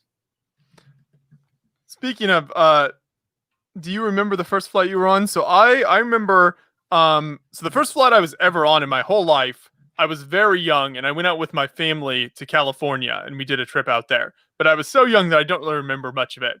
The first flight that I took that I remember, I was probably 17, and I went out to I was going out to BrickCon in Seattle, and that was the first time since that trip when I was super young that I had been on a plane, and I did great job getting on the flight out there. Everything went very well at the show. Showed up at the airport to fly back and missed the deadline for check-in at the desk by like a minute, and the flight left without me. So very first flight, I missed my flight home. But ever since then, I have been very, very careful about when I show up at the airport so that never happens again. Yeah, you don't want to do that. But what you do want to do is give a shout out to Esh Daddy, who's in the chat, who says LME Toys, building your mind one brick at a time. Thank you, Esh Daddy, as this is the final quarantine cast officially for 2020, other than the 24-hour quarantine, live stream for charity. So that is the last time Esh Daddy given that super chat this year. Thank you very much, Daddy. It's very appreciated. Glad you're back. Yes, thank you for joining us. For those who weren't with us earlier, this will be the last quarantine cast of 2020. Then we're gonna finish it out with the 24-hour live stream, and then John and I will be taking a break in December. But Brian will have lots of good stuff happening over at Bricks O'Brien on Twitch, Periscope, wherever he is. And for the remainder of this live stream here, all future super chats will be read in the Kirk Wilson voice. As said by Kevin Hinkle, I will read everything in that voice. I already missed the opportunity on Ish Daddies here, so whatever you guys got, doesn't matter denomination, I'll make it happen. So Joseph says, oh no, it's well deserved though. You had a lot of content this year. Yeah, thanks for understanding, Joseph. We've been doing these streams. We've done the ideas streams I do every week as well. So we've tried our best to still put out as much content as we can, despite not having shows. So I appreciate everyone understanding the need for a bit of a break. Me, on the other hand, I'll keep working until I'm dead. So let's keep this ball rolling. That's exactly right. No, I am going to take a break at some point, like a little bit. And not only, like, I've taken breaks, but I haven't, like, enjoyed myself. I've done, like, other stuff, but I just need to, like, relax. Right as you go to take a break is when all of the Mario and Harry Potter sets are going to arrive to you. And you know what? That's fitting. Very, very fitting, I guess. Been absolutely amazing what y'all have been putting together through all of this. Well, thank you, Nick. You're nothing to scoff at either, man. You've been doing a lot of stuff between Twitch and Amazon and all that. You've been killing it.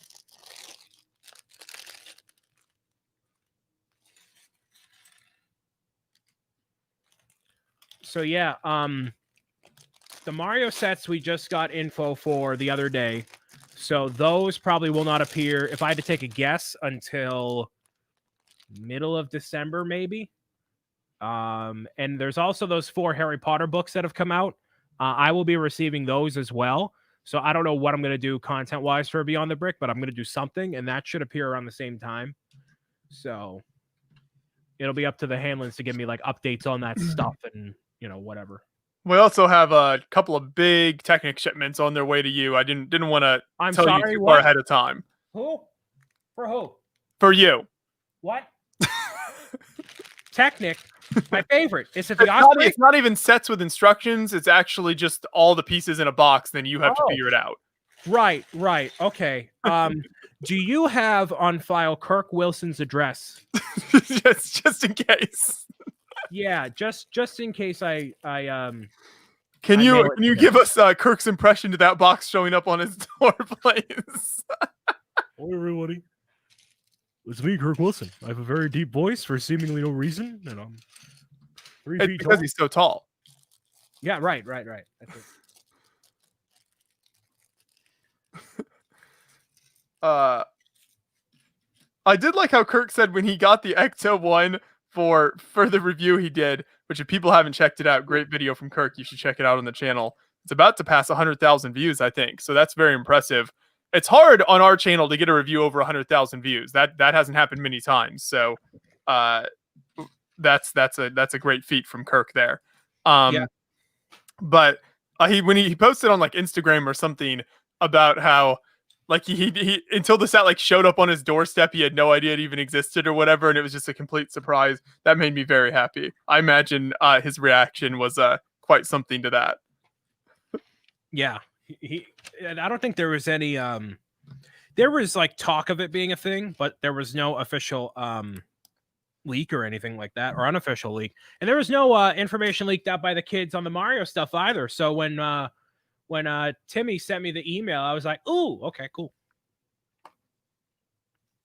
Which I hope it's that same way for if and when I feel it in my bones and Peach's Castle comes out, it just appears. And I'm like, what is this? And Joshua, you're just like, just open it and record your reaction. Be like, yes. What?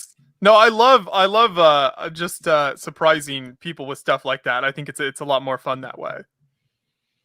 Yeah, especially if it's something like someone would really appreciate right. and really look forward to. Hey, I'm finally starting on the house. That's good. I'm on Let's see. I think I'll try to finish today. Should be able to. We'll see what happens. What bag you on? 3? Yes. You might catch up to me with how slow I build. No, I doubt it. There's a lot of sand green that comes with this set. I know that's a color a lot of people enjoy having. Ash Daddy, the goal for this year. So with the Star Destroyer, I initially had the $1,000 goal, but then we smacked that out of the park, and there was actually 5,000 total. So considering that overall, this is a new set, it's Diagon Alley, and there's a little bit more time to like get donations in, and we're doing the 24-hour stream itself. The goal is 5,000. I think we can hit 7 by the end of it. So in a way, I would love to have the 5,000, and I'm sure Joshua would too, before the stream starts. Yes, I was going to say that actually. I think it'd be awesome if we can hit the 5,000 goal before the stream even starts, and then I think 7,000 is a really good goal. By the time it ends, it'll end at the end of the month. And I think during the stream, a lot of people give and we're able to do stuff. And I know Brian is coming up with some good incentives to get more giving. So I think we can definitely get it to 5,000 before the stream. That's our goal. So go support the Tiltify campaign. Enter to win the Diagon Alley set. It looks amazing. Brian will be building it on stream. I know Nick has built it. I don't know if anyone else in chat has built it or what your thoughts were. If anyone has built it and what they thought of it. But it certainly looks like a cool set. And certainly as a massive Harry Potter fan that everyone knows that I am, I look forward to picking it up someday. Doc asking, what's the best Christmas set you ever built? For clarification, Doc, do you mean a set that is of the Christmas Winter Village line, or you mean a set that we have received on Christmas? And Christmas employee exclusives better than direct to consumer? Absolutely. The X-Wing that came out last year for the employee gift is the best Lego Star Wars set that will ever come out. And you cannot tell me otherwise. Yeah, it is pretty cool. I have it. It's back here. You can't see it. Sorry.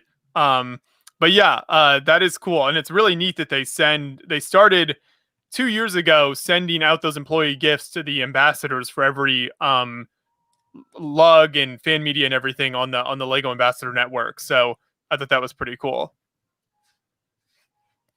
Nick says, regarding Diagon Alley, a diehard Harry Potter fan would definitely love it. As a more casual fan, it didn't blow me away.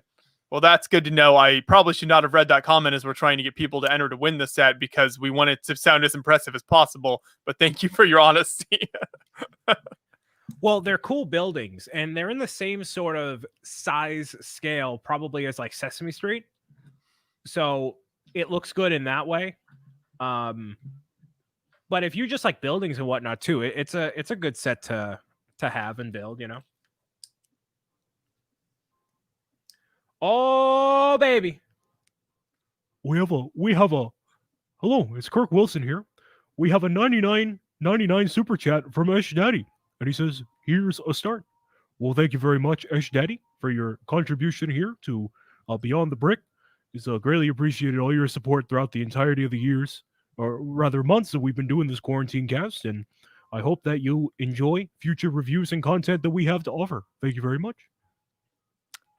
Very much appreciated, Ash Daddy. Thank you. We appreciate you stopping by. Always. Do you watch the whole thing? Like, I don't even know who Ash Daddy is. I honestly don't. I've always wondered that. It's like, it's just this mysterious benefactor that we have here that gives money so Brian can eat. Like, do you watch the streams? Like, is that what do you do? You obviously have LME toys, building your mind one brick at a time. I could recite that in my sleep. That's actually going to be on my headstone when I die. But what else do you do? And apparently business is good if you got the super chats rolling. It's a thank you. Joseph Sawada is having his Harvey Dent Dark Knight moment where he's like, it's me, I'm Daddy. He comes out. He's like, I'm the Batman. All right, Ash Daddy does watch. Okay, I'm just because I want to make sure that we're providing the quality entertainment that Daddy deserves, you know? You should make sure you sign up to join us in the 24-hour live stream so we can actually get you in a stream if you're interested in that. Yeah, if you have like, you know, experience with selling, product, toys, and all that. That'd be an interesting perspective to hear and good for conversation. We're always looking, for interesting conversations to be had on the stream. So definitely sign up. And that is not just because you've super chatted and been, supportive as well. That goes to like anyone who Right. has like, an interesting perspective to like bring to the table and keep us engaged and talking and thinking properly. Then that's great. That's what I love about the 24-hour live stream is that there's so many really great conversations that happen throughout the whole thing because it goes on for so long, and you've got talented builders, you've got Lego designers, you've got just cool people from the community stopping in, and then you've got Doc, and that's a whole nother thing that we don't talk about. But there's a lot of just great interactions and conversations that happen throughout that time. It's hard for people to hear them and to watch it because it's over the span of the 24 hours. And maybe this year we might try to do more of like taking out snippets from it after we're done. I've done with these quarantine casts since we don't have the normal content that we'd be putting out there. Yeah, and that's what I'm gonna think of, like topics and things to come up with for like, just keeping the conversation going. So anyone who can add to that, in my opinion, is very welcome. So yeah. There's the eyes to Joshua all. And we're hoping to have Rock, which is the name of the designer of the Coliseum. I think he should be able to join us, hopefully. And then there'll be other Lego designers who've worked on cool projects that stop by. We're also hoping to have I believe Marcos Bessa designed the Diagonally, so we'll reach out to him and see if we can get him to come on as well and talk about the Diagonally, which would be neat. So we should have some good entertainment for you there. You got to get that Boone Langston guy to appear at some point too. Yep, I'm sure we can work that out. With 24 hours. So a lot of time.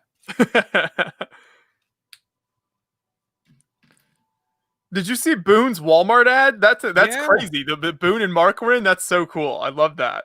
Yeah, I messaged him about it, and I was like, "That's really, really cool that they got you to do that." And like, your minifigure is in the advertisement as well. If anyone doesn't know, Boone and Mark were a part of a Walmart advertisement advertising the Death Star Final Duel, and they actually had Boone's minifigure and Mark's minifigure in it, like showing off the set in like a stop motion way, along with Boone, like in real life building it. It was really, really, really, really cool. And the animation was done by, why am I forgetting his name now? Was it Brotherhood Workshop? Or was it the other big? And I'm blanking on who did the animation, but the animation was done very well and by one of the well-known stop motion AFOL designers. Cool. Yeah, I didn't know that one. That's awesome. Oh man. If John comes back, I'll toss it in the chat. You can watch it after the quarantine cast, of course.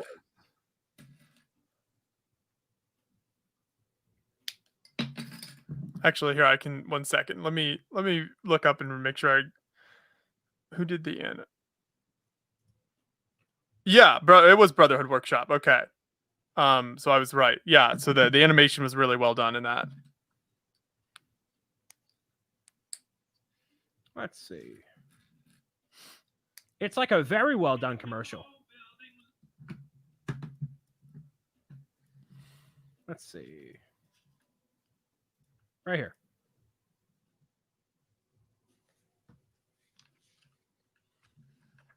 Jake Sadovich in the chat says it's a really cool video. That's right, Jake. Yes. Someone commented on one of Jake's videos the other day and said, "Does anyone else think that Jake Sadovich is Jake Sandwich?" I felt that way with Chris McVeigh because it sounds like Christmas Day. Which is why I thought it was fitting that he designed this set. I had not thought of that. I had felt that way before he designed this set, and then this set appeared. And then I saw, you know what I saw? I saw that computer. I saw this computer, and I'm like, he made that. And then boom, there it is. So it's Christmas Day. Sounds like Christmas Day. Oh, Brian. And I wanted to tell him that on here and see his reaction, but he's too busy designing Princess Peach's castle. I understand Christmas Day. Oh. It's fine. It's fine.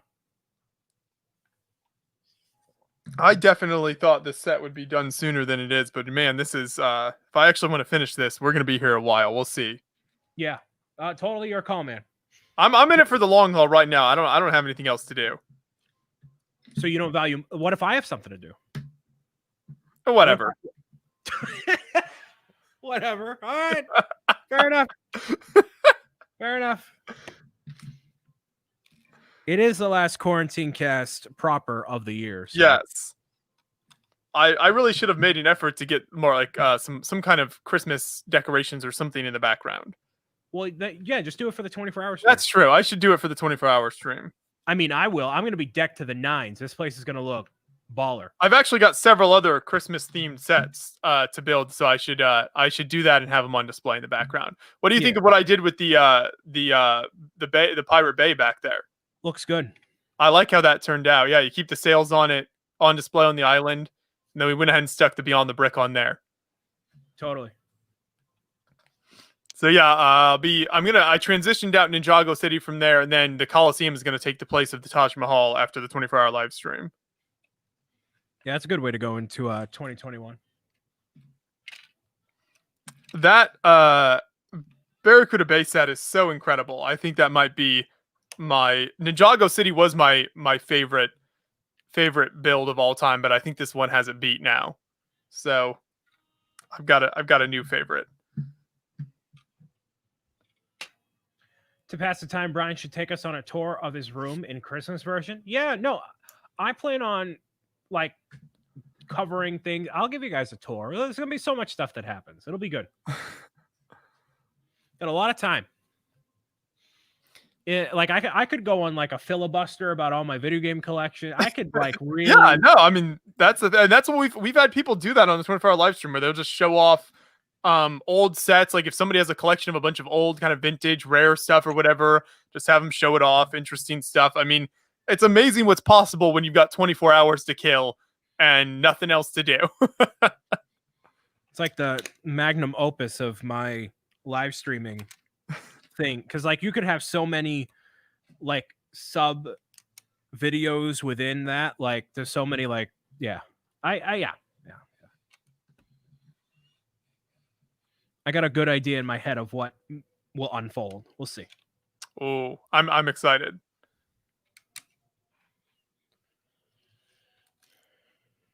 The Tiltify campaign is almost at 3,400. I just looked at it here. So yeah, if we can get that, I think we can get to 5,000 before we actually do the stream. That's our goal. So if you haven't given, make sure you head on over there. I can't believe Thanksgiving is next week in America. It's nuts. I know. I can't believe how confused the Canadians get and how they celebrate it early every year. So you think someone would tell them?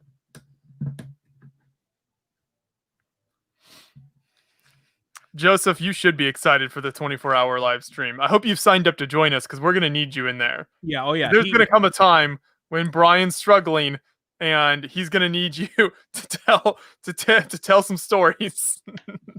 I got people in mind that I want to show up on the stream. Got an all-star roster of individuals. I haven't sent out messages and emails yet, but I gotta.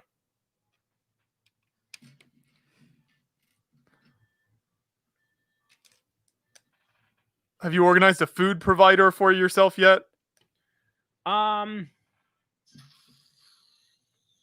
No, I haven't.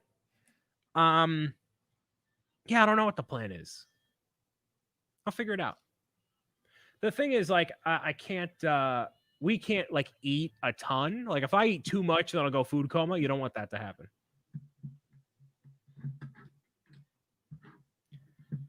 And Captain Rex, you can be in the 24-hour stream so long as you're in there either building or contributing to the conversation. and as long as that is a thing, then you totally can. You don't have to be a member or anything like that. As long as you're just, chill. However, if you slip Brian some money under the table, then your chance of getting in is higher. Depends how much money. I'm not cheap.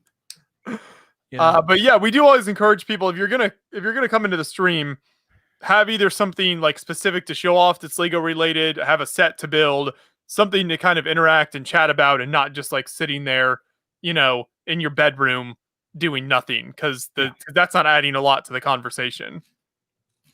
And you would be taking a spot of somebody else who would want to be a part of it too. My room looks very gray compared to yours. I noticed it's like getting really dark. I don't know why. You're being swallowed by the darkness, Brian. I know. It's a metaphor for my life. It's because I only have one light on kind of on here, and it's kind of overcast-ish outside. So we could have a pay-to-play feature where if you give a big enough donation to the Tiltify, then you're guaranteed a certain amount of time in the stream, but that's probably not a good idea. Yeah, no. That's when things start to go wrong.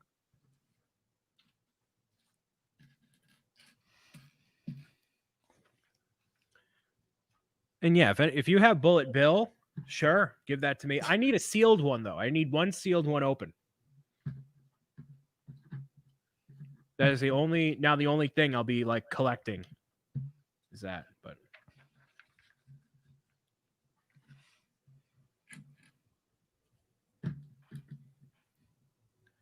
and Classic, you could ask questions, you could do, whatever. Yeah, I mean, it doesn't have to be super formal, but just in, some way chatting or doing something, building. Just imagine what viewers are seeing and what they want to see. And obviously they don't want a bunch of people sitting there doing nothing. So imagine if you were a viewer and what you would want to see. Yeah, exactly. My 5-year-old brother loves Mario, so he watches a lot of your gameplay, Brian. Thank you.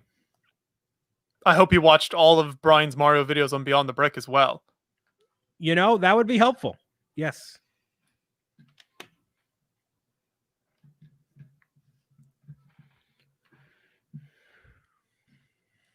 Because Brian doesn't get paid until they pass 1 million views. Brian in a corgi bodysuit? Who's asking for that? Hello? Apparently Nick thinks that's what the people need. That's some twisted fantasy you got there, man. I don't know about that. That sounds like something Joseph Sawada would say. Yeah, I know, right? That's a little oddball, but hey. I think that's because Nick has done it, so he wants you to do it. Right.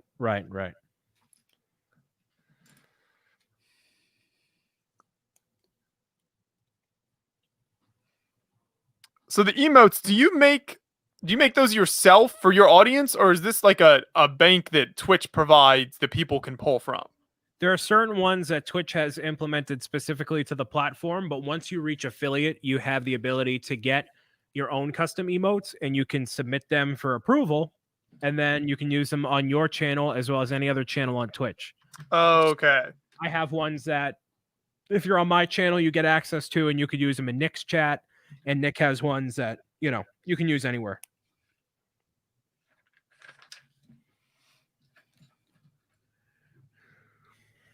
The 24-hour stream starts next Friday at 5 p.m. Eastern Standard Time. I like how half of Nick's are dogs. Yes. That is it's a weird inside joke, I guess. I think he's talked about that on the stream in the past. Oh, the corgi thing. I think I've heard him talk, or I've heard him talk about it somewhere. Yeah, corgis are a thing there. I don't know.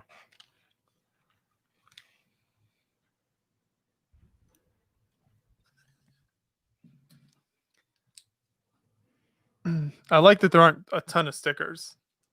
That's nice. Yes. Lots of great detail here, not from stickers.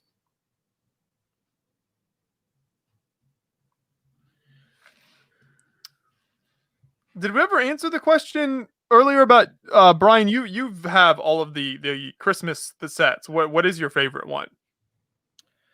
Santa's I've only Workshop. built like 2 of them, 2 or 3. I built the train, and I think it was Santa's Workshop, but most of them I have not built. So I guess I don't have a real strong opinion there. Santa's Workshop is great. They're all just very solid builds. The train's really good. That's another favorite. That's one that sold really well too. People love that train. Yeah, the train was cool. I actually pull that out and put it around our tree every year. Yeah. My favorite Christmas set of all time is the employee one that came out not last year, the year before. It was like this brick built. I'll show it on the stream. It's like a brick built Santa and a reindeer, but it's like Giant Man. The Santa is like Giant Man. So it's like a big Santa. It's really, really cool. Yeah, I think I have that. I think I have that one back here. Yes, I do. I think Carl Merriam, I believe, designed that. So if people are familiar, like Mike Psyche, Carl Merriam, they've worked on a lot of sets together. Carl, I believe, did that one. That's the best one that they've ever come out with of those sets.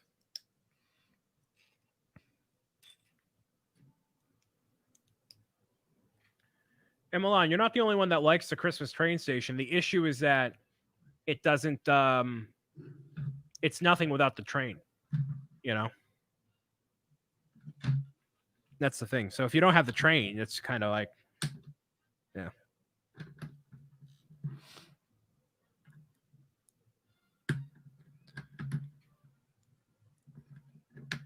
We should Sorry, whenever man. we hit like 1 million subscribers, we need to give away like one of the employee gifts or something crazy like that.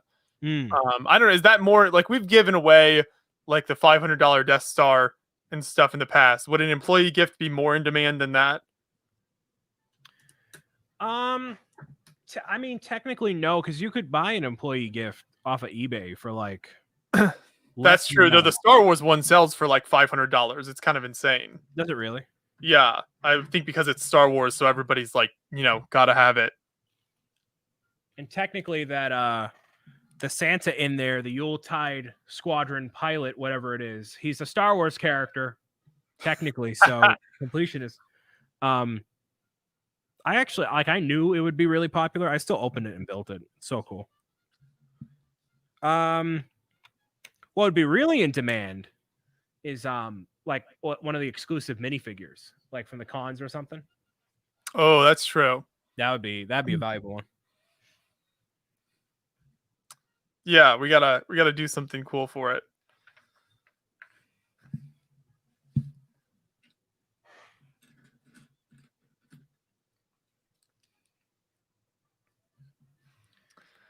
I don't know about this build. Finishing it today. We'll see. Yeah, you're we're 2 hours in. You got some. I feel like this step was massive. I feel like this was a really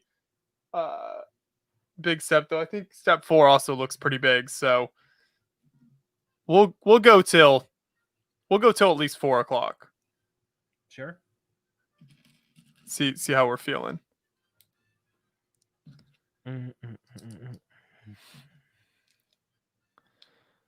Milan says the train was sold out everywhere. The holiday train. I don't follow that stuff too closely, actually, so I don't remember. I do not either, unfortunately. Classic Bricks is wondering, Joshua, do you still give away those Beyond the Brick bricks? We do, yes. So we have some bricks that we give out to select people at conventions. Mostly it's to builders. If there are builders we interview or builders who have a really cool build, then we give them something. But we'll also just give them to general fans as well.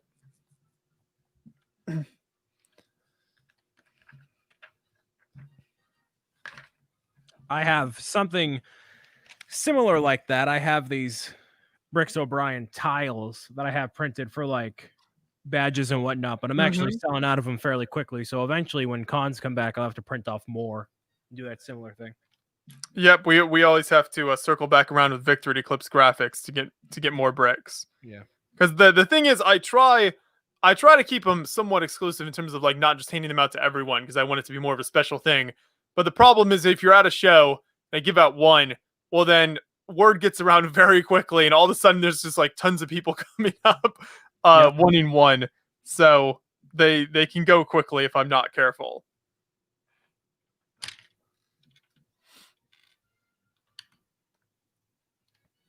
If you could have unlimited amounts of one Lego set for free, which one would it be?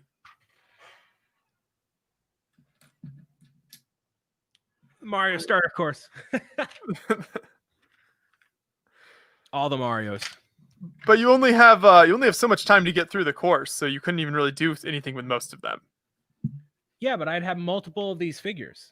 I'd have like one, ideally. So I like if I were super completionist, I would want to have one of these Marios on display for every suit they have. Oh, Standard Mario. So I would need 7. Don't you have all that many at this point? It seems like you. No, I would need 7 open and 1 sealed for the sealed set. So I would need 8 total. So I only have 2. Okay. Yeah. I have 1 sealed back here, and I have 1 open right here because Boone took 1 and destroyed it. And yeah. That video has just passed 1 million views, by the way, which is insane. That's great. No, it's awesome. Alyssa says, "What a nerd." Nerd. Let me just push up my glasses. I would want unlimited of this set right here because then I could have a massive layout of pirate islands with different stuff happening and a massive fleet of pirate ships. And what would be cooler than that? A bunch of Lego Mario.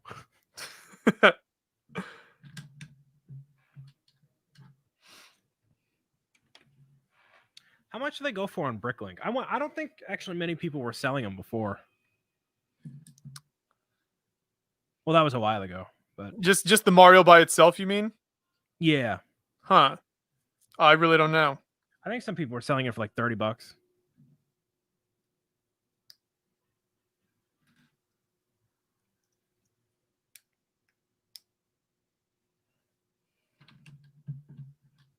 Brian and his Mario army. I wouldn't have it any other way, Golden Light. You're like David Hall, but with Mario's army building. Yeah, I'll take that title. Yeah, I'll own it. I'll own it.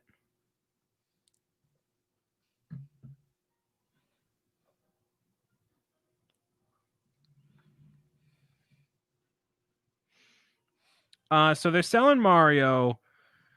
One guy has 46 of them for $24 each. So you're basically better off buying the starter course. The starter course is 60. Yeah. Has anybody had that on sale yet? Do you know? No, I thought I saw somewhere Lego was gonna have it like 20% off, but I might have been hallucinating because I can't find it anywhere. It might have been a dream. Yeah, it might have been. It might have been. I thought I saw that as a Black Friday special somewhere. I could have sworn I saw it, but somebody, Brick Star Wars Boy asked, if you join the 24-hour stream, do you have to have a face cam or no? So we've run into that in past years. We really prefer that you show yourself. I mean, it's not 100% necessity, but if there are more people that want in and there's someone sitting there that isn't even showing themselves, then it's hard to keep them in the stream because at that point it's hard to add much value to it if we can't even see what you're doing. So we really prefer that people, if anyone's interested in joining, that you can show yourself in the stream.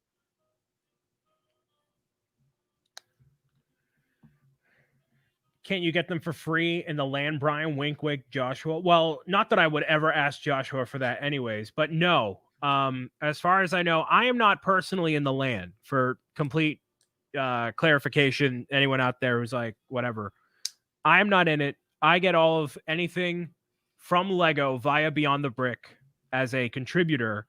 And as far as I know, and Joshua can clarify, it is not as simple as give me free stuff. It's, you know, if there's something that's a promo that Beyond the Brick and Lego, like they can showcase on the channel and it works both ways well, then like with the Mario Championship, they'll get stuff early.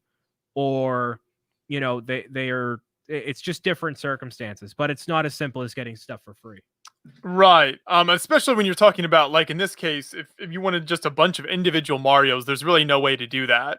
I mean, there are like support orders where we could order, several copies of the starter kit, but to just like tell Lego, hey, send us a whole bunch of Marios, that's not really something that we can do.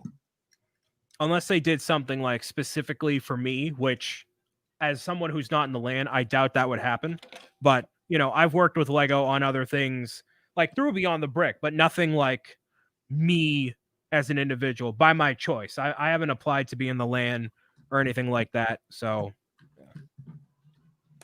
I allocate all of my Lego energy through Beyond the Brick, and that's basically, where it's at. But while you guys are gone, I may do a Lego building stream of some kind just to like, hey, here's a thing, That won't break my heart. It's okay. You can build with Lego with other people besides me, Brian. Yeah. Thank you. I just built the little falling beds thing. Little elf dislodger. Nice. Let's see how this works. Ooh, that works pretty well, actually. That's pretty cool. Seems a little violent to force all of the elves out of bed by just pushing their beds over, but I guess that's the way Santa rolls. Gotta get to work, Travis says, is that an M-Tron drink coaster? It is, yes. So that was made by there we go. Hold it up on here. This was made by Eclipse Graphics, and I don't know if they still sell the M-Tron ones. They had a whole bunch of different designs at one point. You'd have to go over and check out their website and see which ones they still have available, because I got that a while back.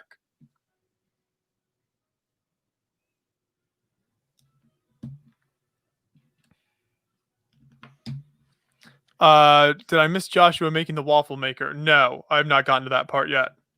Spoilers. Oh, it's actually a pancake maker. Uh-oh.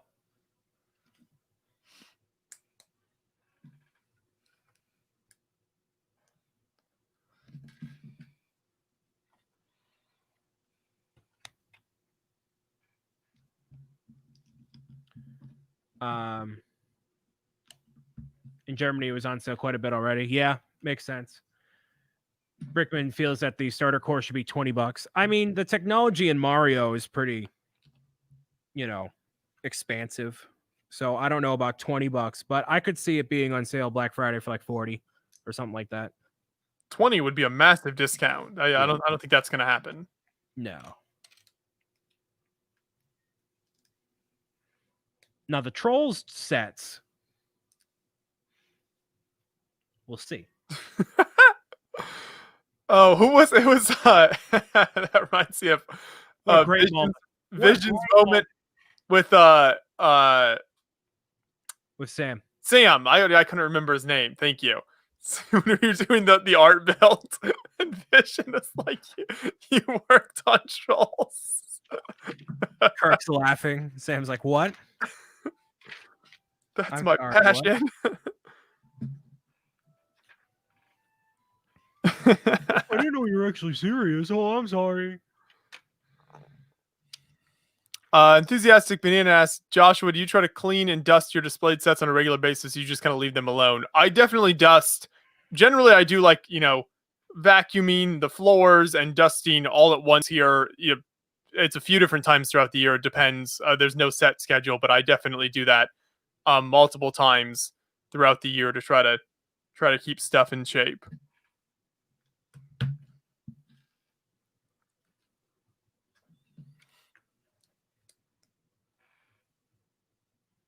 Trolls is going to be gone for sure soon. Yeah. Oh, yeah. That'll be long gone. Trolls isn't an evergreen theme that we'll have for years, you mean? Let's hope not. That's all based on movies, right? Oh, yeah. I've never seen any of those movies. Yeah, because you're a 24-year-old man. Why would you? I don't know. I mean, I didn't know if it was something that was supposed to appeal to adults in any way. Nah, it has, I guess, some appeal if you're really into that sort of thing, but nah, not really.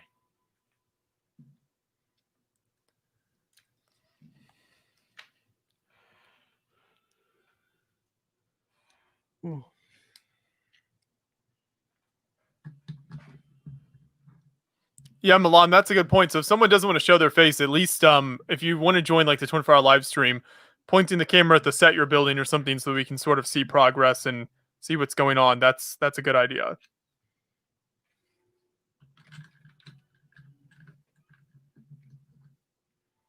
The key is for me and Brian to see something that doesn't make us fall asleep. Yes.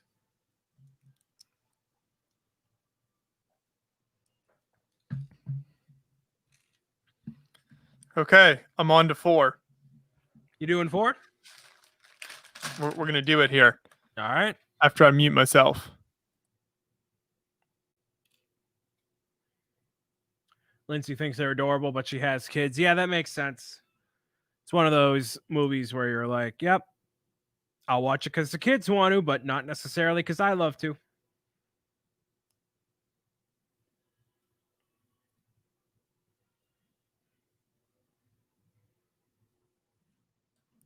It never works the other way around when I, try to get my, 3-year-old nephew to sit down and watch all 3.5 hours of Lawrence of Arabia with me. It just doesn't work.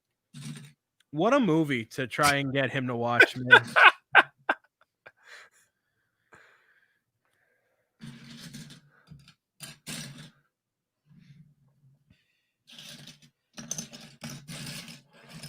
Got to do Lots one of bag white. without muting. It's almost like this is a winter themed set. Yeah, with all the white pieces in there, who could have thought? Feeling a Cheez-It break coming on soon. Yeah, I don't know what I'm gonna do for food today, but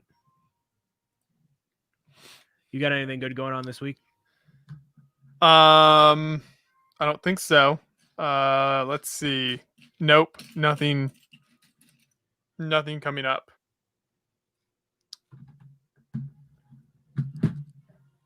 Getting stuff done. I'm gonna be saving my energy for the 24-hour stream. Brian says Joshua's the boring, or not Brian. Kevin. I don't know why I said Brian. Joshua's the boring uncle. It all depends on your perspective, Kevin. Everybody has a role. I'm the fun uncle. I will be the uncle to give your kids all sorts of sugar before handing them back to you after babysitting.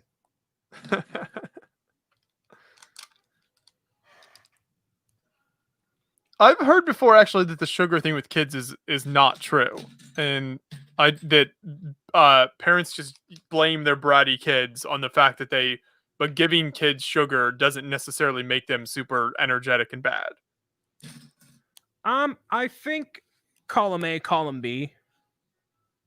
I mean, when you have sugar as an adult, you feel a little jittery, right? So why wouldn't that apply to kids? Especially, I guess. Do you? I don't know if I feel if there's much. I guess if I eat enough sugar, I probably feel something. Well, do you drink coffee or no? I have not been recently, but yes, I used to drink a lot of coffee. Yeah, so like when you have the caffeine, you get jittery. So like the sugar, or rather the caffeine from the soda, That's true. I suppose there's something to that, but I feel like it's also just a convenient excuse for parents who aren't keeping their kids under control. Totally. Oh yeah.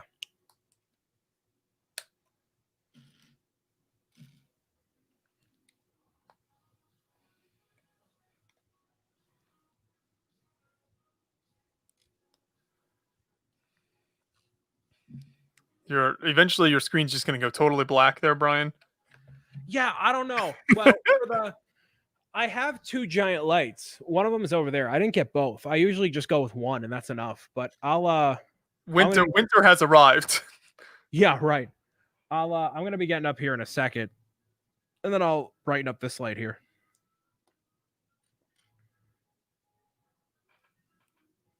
I just look very desaturated.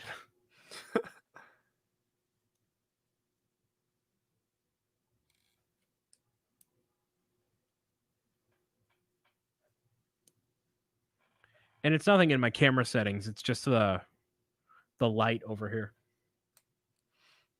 How about a disco ball? Ooh, that could spice things up.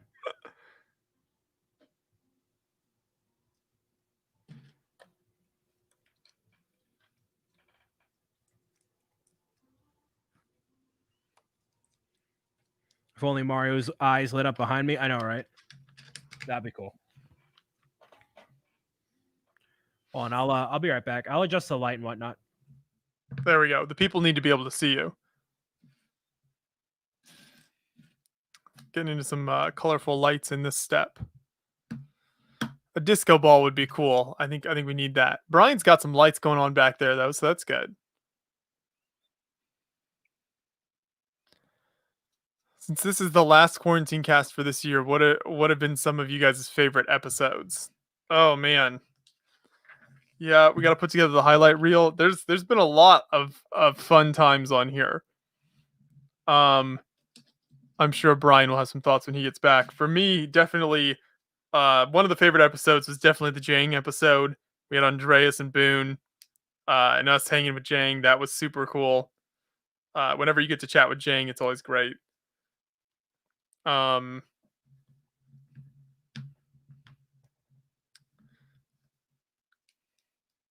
Andreas just stopping in whenever he randomly does. That's always a highlight.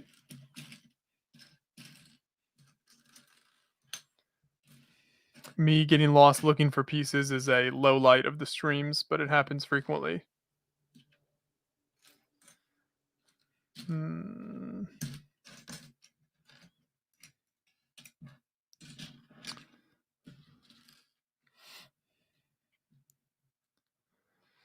The time Brian dressed up as Luigi, and pretty much every time Andreas stops by. Yes. Both of those things for sure. We need Brian dressing up more often. Okay, where is this? There it is.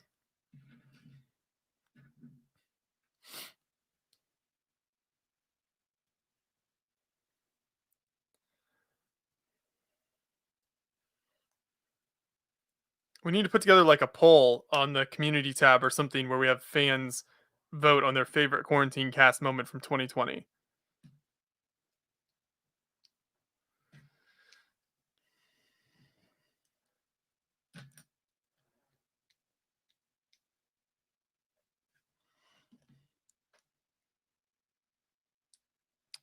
Get a little light brick action going here. Ooh. There we go. Sniffle Blocks asks, have you watched the new Lego Holiday Special yet? No, I've not. Did that just drop today? I have heard people talking about that.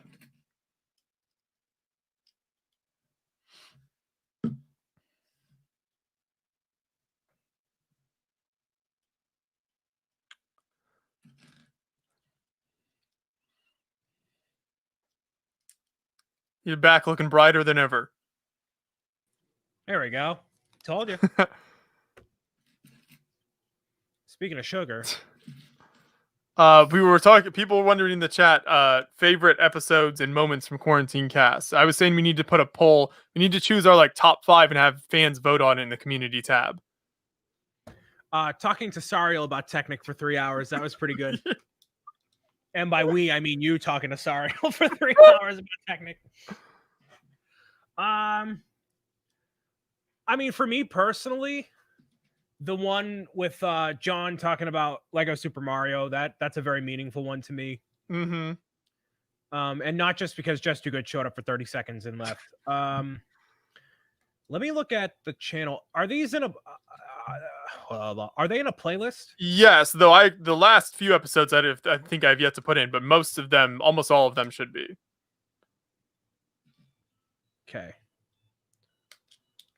Quarantine cast. Yeah, run through it and we can relive the memories. You're a bunch of episodes behind. There's only like 23. Oh, okay. Yep, I have not been keeping up on that. No, that's okay. I'll look on the channel. Let me see. Moments that like so I say a lot of outlandish stuff, so it's tough for me to like say a moment that doesn't involve me saying something stupid, you know. Though that would obviously be the highlights for most of us. Yeah. I think me definitely losing it on the one quarantine cast where we talked about like the Lego idea, like the wedding ideas and whatnot. Yes. Me just like going off on the rails. That was a good one. Let's see. The one I did with Kevin, that was really good. There have been so many moments. It's hard to keep track when you do this stuff. It's just so many great moments. There's good moments, but there's like if I had to narrow it down to good moments of the episodes, yeah, moment to moment is very tough. It is. It's so tough. Brickman says my favorite episode was probably when you guys were building the Pirates of Barracuda Bay. Well, it took me like 4 episodes to do that. So. Gotta be more specific. There's individual moments and whatnot. Kevin liked our 24-hour live stream announcement video.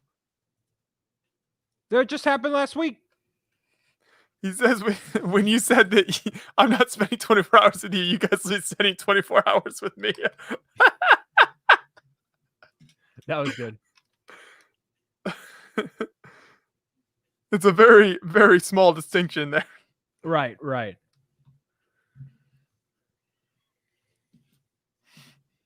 The one with the huge Mario in the background? What huge Mario? What are you talking about?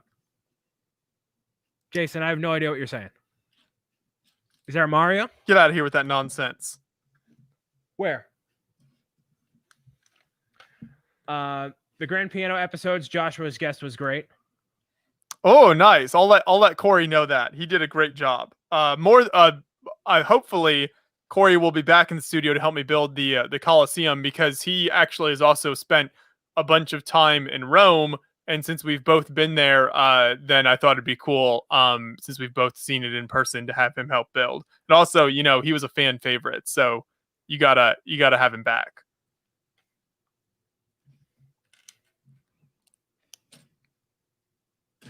Brian's intro when he was eating a dunk sandwich. That's true. No, the cheese, the burnt cheese.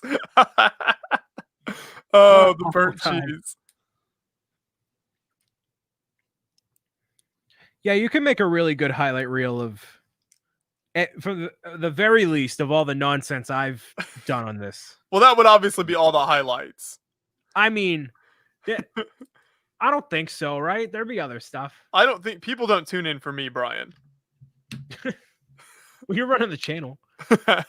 Jang asking if anybody thinks he's Ganache, and every single person quietly nodding in embarrassment. that moment. I mean, there was so much great stuff with Jang, because Andreas and Boone was on with us, and it was just so great. But yeah, that moment in particular, we all just we're awkwardly looking at each other. Is this serious? What do we say? He's Ganache. I don't know. I still don't know. Yes, he is. Hello.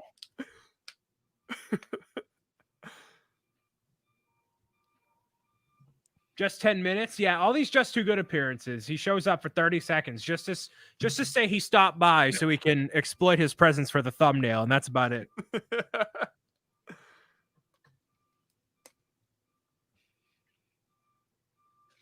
Just so we can clickbait him. Yep. The ultimate scheme.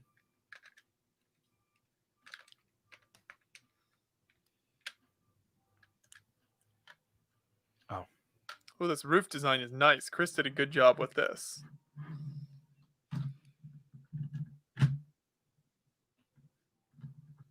Jang was up at 3 a.m. watching the Lego Star Wars holiday special drop. Really? All right. Do what you got to do, That's right. Brian would never stay up until 3 a.m. doing something so trivial. No. Not at all.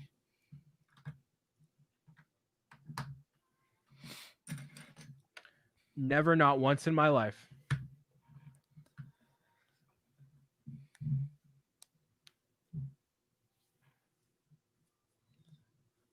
I don't think I'm a big enough Star Wars fan to appreciate the special. Has any Lego Star Wars people given their reviews of it yet? I don't know. I have no idea. No idea. Okay. I need the David Hall diagnostics. Yeah. David Hall Diagnostics. That could be a series of videos on his channel. That's pretty good, actually. Absolutely. Him by a fireplace. Hey guys, what is going on, everybody? It's me, David. We're back again for more Lego Star Wars holiday special. It's going to be a great video we got for you here today. It's not a bad impression, actually, of the way he talks. He's got a certain sort of thing. He does, yeah. You know? Hey guys, it's me, David. Like, that sounds so much like him, actually. He's got it kind of sounds like he's got a little bit of, he's been indulging in what state is he from? Virginia? A little bit of, he sounds a little loosey-goosey on camera, you know? I've never connected the dots with that before. I'm not making any accusations here. I'm just saying. He sounds very loose when he's talking about those 501st battle packs, man. We need to get David's thoughts on that. Something about Ahsoka and the Mandalorian. Oh man, I don't know what he's talking about, but he's talking about something. He's talking about something. I hope Brian never impersonates me. Well, when you're on the live stream, then absolutely gonna happen.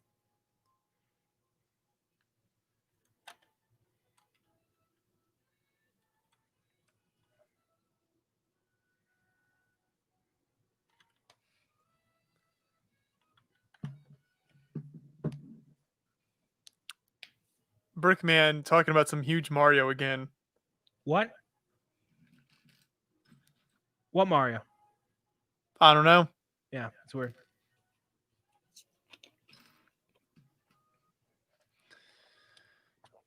I figured that if Brian impersonates you, that means you've made it in life, or you've made it to the very bottom of my list. You'll never know. That's true. Does he impersonate you out of love? I don't know. It's either I secretly hate them and I'm using my joy to talk about how much I hate them, or it's not. John bringing up that childhood video of Joshua playing with the hoop and stick was a personal highlight for me. That was really good. Oh, John does pull through like that. He really does.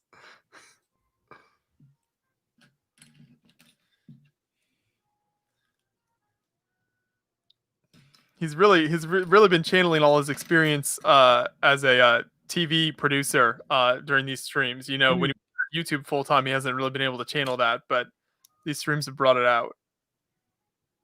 Yeah, it's good stuff.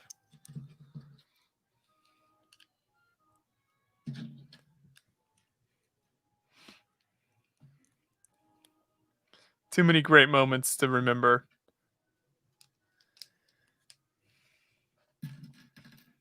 The important thing is that all of you have been entertained, and that's all that matters at the end of the day. Yes.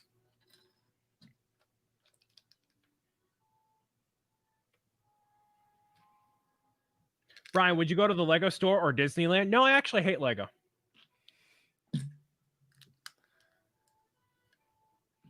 Do they want you to choose between the two? Because there's Lego stores at Downtown Disney, so can't you do both? I don't know if it's a choosing thing. It was just a question. I don't know. Okay. It was just a thing that was there.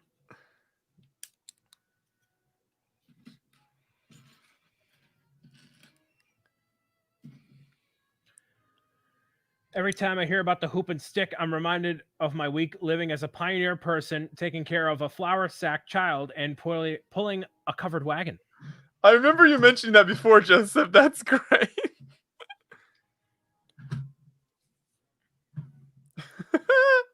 Oh, flour sack child. This is why we need Joseph on the 24-hour live stream.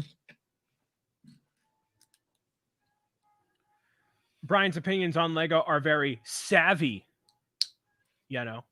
Oh. Get it? Savvy. Savvy.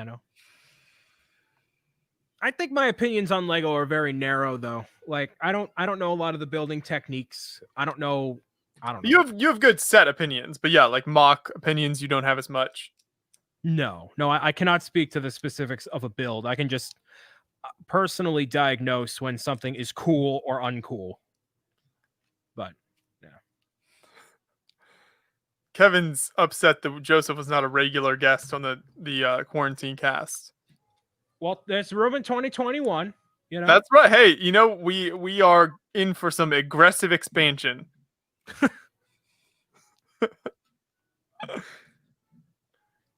We need people to send us who they want to be guests on the quarantine cast next year.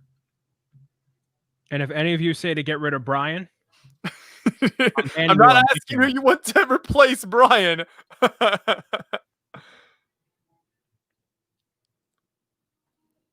I'm asking who would be a good guest.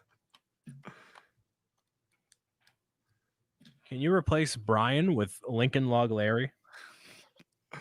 We Yes, need Brian to show up in different personas. Yes, Connects Kenny. that's a great one.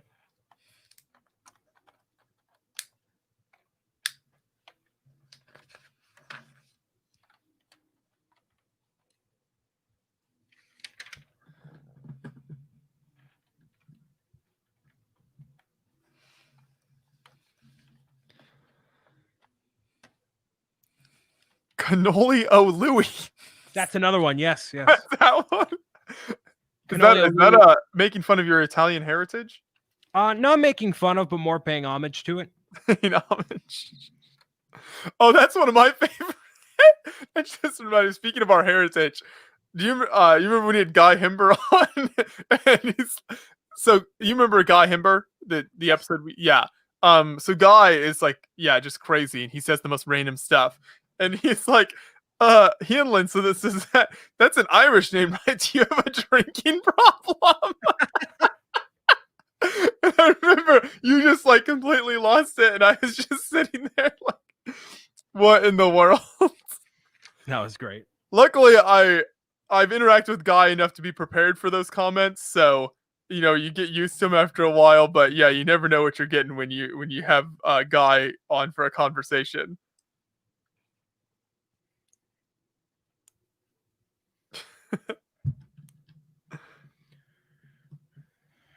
Alyssa advocating for CC to have a spot on the 24-hour stream. The emails are going to be going out. All right, so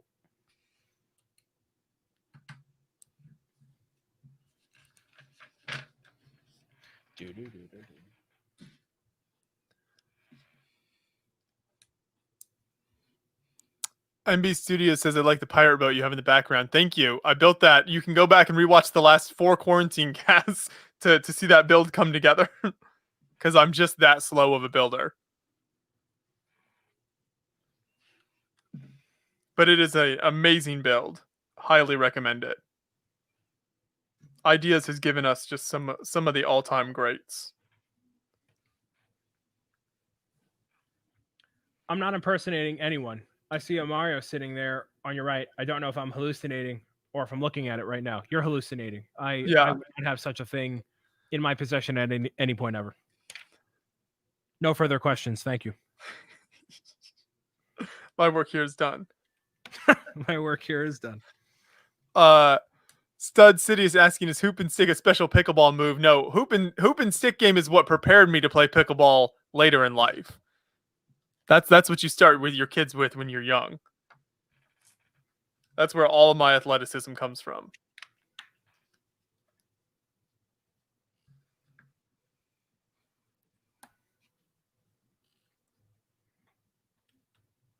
Do we need a Brixar on to rant? That's one suggestion. That's a good one. We do need more train representation on this channel, don't we? I guess. We do. I can do a great impersonation of Brixar when he starts his videos.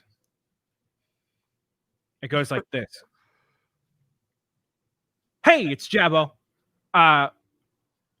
We got a brand new. So I placed an order on the Lego website. And it turns out they didn't have the thing I wanted in stock. Now, I bought these 5 art sets, and I don't really want them, but I got them. They were on sale on the website. Got a gift with purchase. Here it is. All his videos. I really want to buy this, but I got a gift with purchase, so it's fine. All right. We need a super cut of all of Brian's impersonations, and that's an edit right there. Then someone's gonna be like, "Look at Brian making fun of all the members of the Lego Yeah, community." I know. I don't know why everyone. It's like they just lose their sense of humor. The people just take stuff too seriously. Can you believe that this guy who has the audacity, like he even says like he's a part of the Lego community, and like he just doesn't feel like he like he doesn't belong, like he just doesn't fit the, you know what I mean? He just, I can already see this scandalous video, and then I'm gonna just not comment on it and be like, what? I love when people do funny stuff like parodying us or making fun of us and stuff. I mean, it's like, yeah, there's a lot of material there, so go for it. Yeah, totally. As long as you're like doing, like if you're doing it for the fun of it, instead of being like, don't be like, oh, Brian Saviano sucks. Like, well, right, no. yeah. If you're not just like outright hating.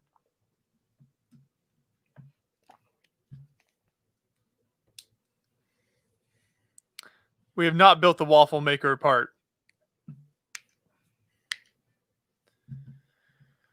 Apple for the Quarantine Cast 2021. Yeah, that Apple's a lot more interesting than anything Joshua has to say. I can advocate for the Apple. Very true. Yeah. I'm going to open some Cheez-Its now because I think I'm going to stick it out and try to do all the parts here. If you can stick around that long, Brian. Or if not, that's fine. No, I can do it. That's fine. I'm on bag 3, so I gotta crack that bad boy open. I'll probably get to bag 3 and then I'll be done, but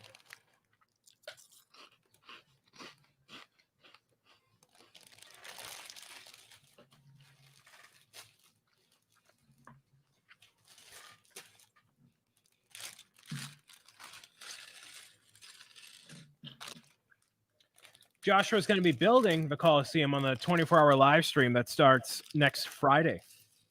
That's exactly right.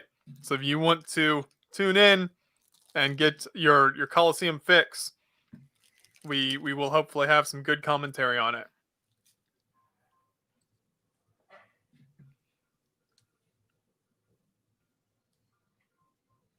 So it'll be an exciting time with Brian and Diagon Alley. Hopefully you don't get to the end of the set and you're like, well, this was a disappointing build experience. Yeah, I hope not.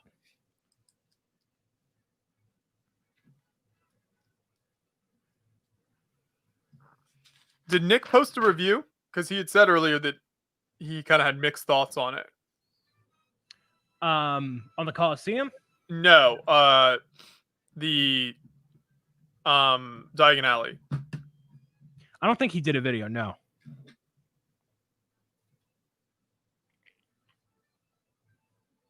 Dave, I'm glad you like my Brickstar impression. He always starts his videos like that. It's like a silence. Hey, it's Jabbo. And it's like a very like jarring, like, whoa, there he is. Jarring in a good way.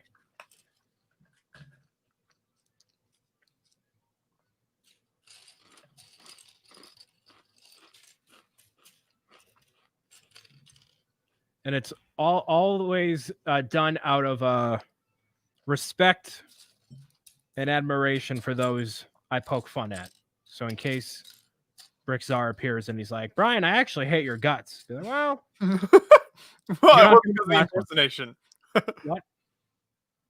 It wasn't because you impersonated him that he hates you. Right.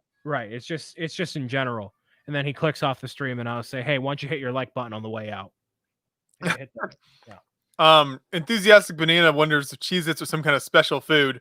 That they're my preferred snack, so that's what I have when I need something to get me through the stream. And yes, Alyssa, original Cheez-Its. I've got different flavors of packs, but I'm going original today. They give me the energy I need. They're my version of Brian's Dunkin'.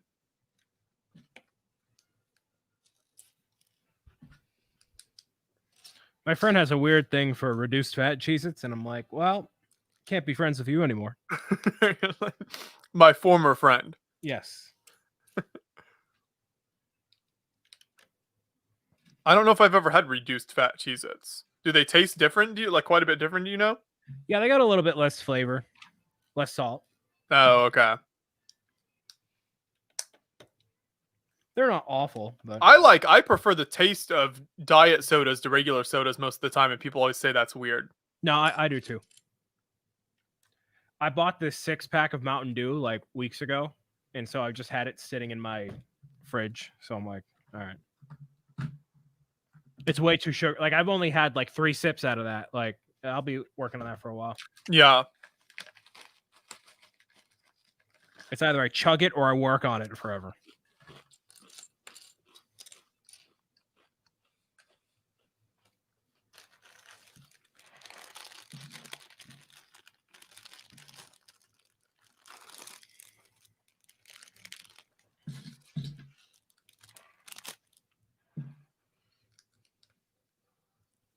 So with the recent wave, you might have touched on this earlier when you gave your Mario overview. But as far as Nintendo products that are not Mario, what is your latest thought on that and what we might get and when we might get them? Well, next year is the 35th anniversary of The Legend of Zelda. So I would like to think we would see not only Breath of the Wild 2 release on Switch, but also Nintendo and Lego coming out with something pertaining to Breath of the Wild in the form of a Guardian alongside Link in his normal outfit. I think you'll see Breath of the Wild 1 based sets, if not a set or something. I don't really have any thoughts. Like, it's tough for me to give thoughts on what I realistically think could happen based off of just Mario, because Mario is such a unique thing. I think you could see an art set on Link. You could have a Breath of the Wild themed setup where you have Breath of the Wild Link, Breath of the Wild Zelda, and a Guardian for each of the 3 art sets, and you combine them all. There's one image of Link where he has like an ancient bow and arrow like this, and it's like it could totally fit in that 3 setup there. So I could see that being a thing for like an art display thing. That would be cool. There are some classic Zelda games that they could base some sets off of, like dungeon crawler-esque types of builds, like from Ocarina of Time. It's going to be tough for them to make sets based off of those things, because like I don't know how much kids are into the older games and what they could relate to specifically. I don't know. Mm-hmm. That would be cool to get Zelda sets next year, especially with the new game coming out. Yeah, I could see a buildable hang on the wall sort of deal for Majora's Mask. This thing right here. They had that. That'd be pretty cool. In terms of like a classic Zelda game. Will you be upset if we have Kevin review those because he has more Zelda knowledge than you? No, not necessarily. Breath of the Wild, I would be like, okay. Yeah. No. Not classic Zelda. I wouldn't be uber offended. I don't think Kevin wants to be doing reviews for us. No, I don't think so. I don't think so either. Oh, he says sign me up. So he'll be, you'll talk.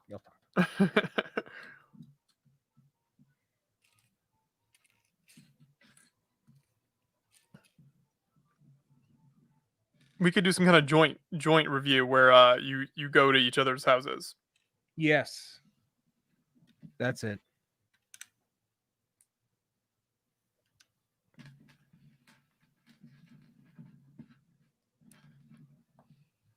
That's the only thing. No other products. Absolutely. Wow.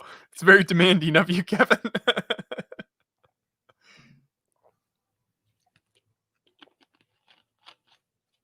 How many grams of sugar in this? 65. Wow. Yeah, I'm not a fan of regular Mountain Dew. every once in a while. It's like a once a month situation, if even that. Like, nah. That's how I know I'm getting old.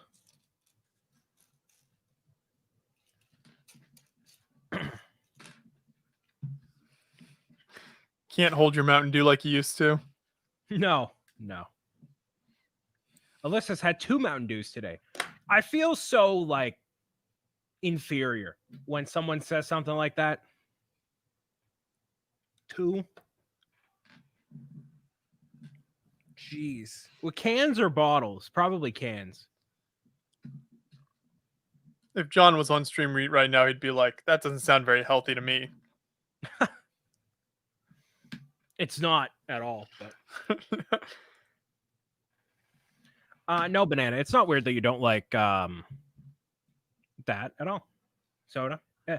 Soda's a acquired taste after a while. Kevin is going to show up and forcefully take the Zelda sets from you. That's fine. I'll allow it. Oh, well, if you guys can record yourself fighting over them, that'd be great. That's the kind of drama we need. There you go. So I'm trying to think of how I'm going to have this set up. I think I'm going to move the monitor. I'm going to totally change my setup for this this stream. So I'm going to put the monitor over there, microphone here, and I'm going to have movies playing in the background on this TV just so I have something else to like. Don't get us demonetized. No, we make so much mad revenue on this stream. Yeah, right. No, just like playing, just so I can refer back to it. For the heck of it. All the Harry Potter movies, probably. Could I get through all of them in 24 hours? I'm pretty sure I could. Oh, that'd be cool. That's a neat idea, actually. Yeah. I can just have Gladiator on repeat the entire 24 hours.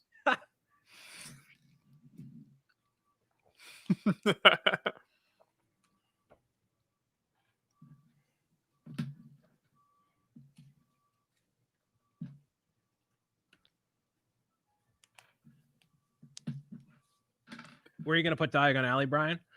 So I think the background here is going to be decked out with all Harry Potter stuff. So I got to relight up Hogwarts and get that situated. I'll probably put them to the side here as I build them. And then when they're done, I don't know. Figure it out.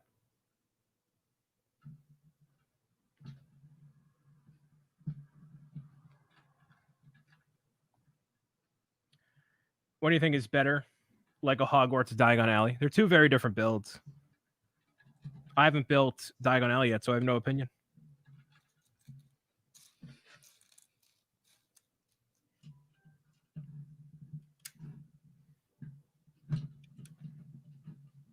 Putting the Christmas lights on now. Nice. So is bag 5? Oh, you're already on bag 5? I'm just starting 5. Wow. That's what. Yeah, I decided I'm just gonna go for it on stream here. We're just gonna do it. Sure. It's I definitely won't finish 3 by that point. Here's where I'm at for people to enjoy. That's very cool. Wow.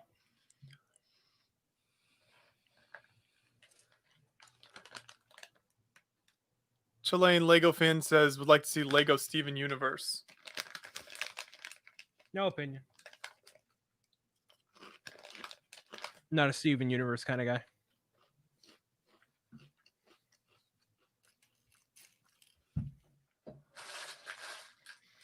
Two final ones here. One last time to mute myself.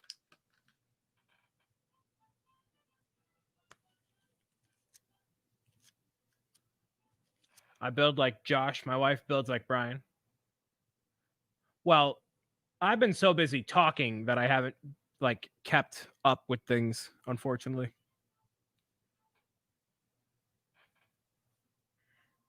No excuses, Brian. I know.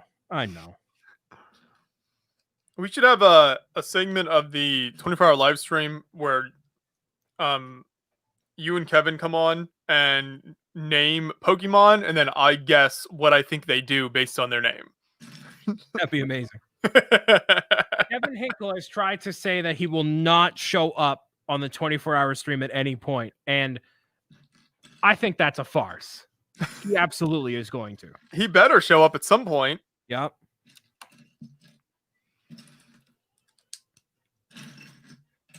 And it's not even like a joking thing. It's like no, you're doing it. Like at least for like a bit. A smidge.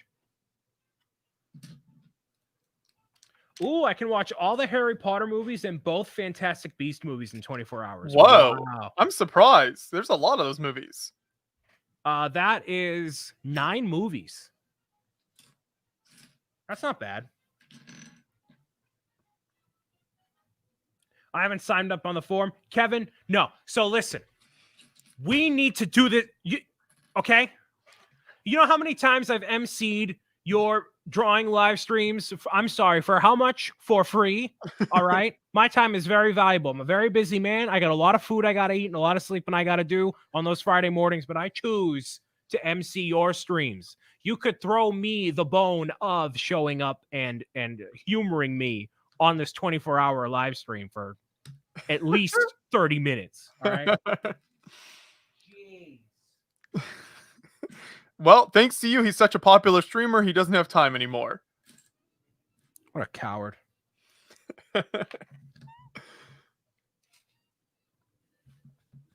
You'll still eat when you help me? Yeah, exactly. So, no excuse, Kevin. You still eat when you're just eating and emceeing his stream. Maybe sometimes I play video games too. I don't know. I think I've stopped in once or twice when you've been on there. It's good. Yeah. I'm there to fill the void of silence while Kevin focuses on doing his artwork.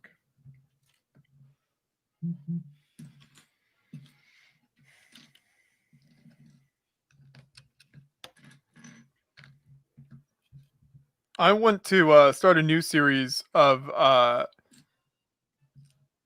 playing the new Assassin's Creed Valhalla Vikings game while reviewing the old Vikings Lego theme. Oh, that's cool. That's an idea I just had that I think would be cool. I had like every set from that theme back in the day because they were all so great and it was such a cool theme. It was unfortunate didn't last very long.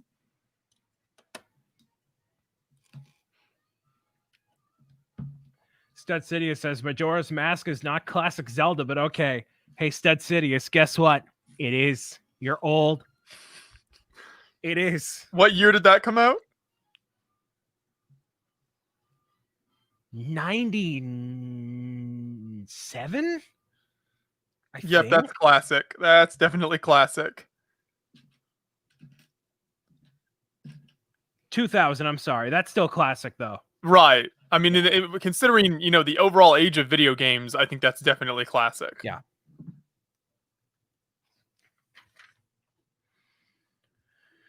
The original Legend of Zelda on the NES is going into ancient territory.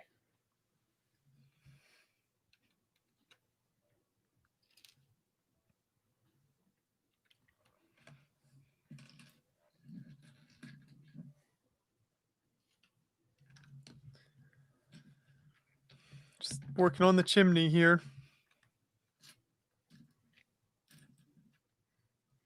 Is that the waffle maker section people keep talking about?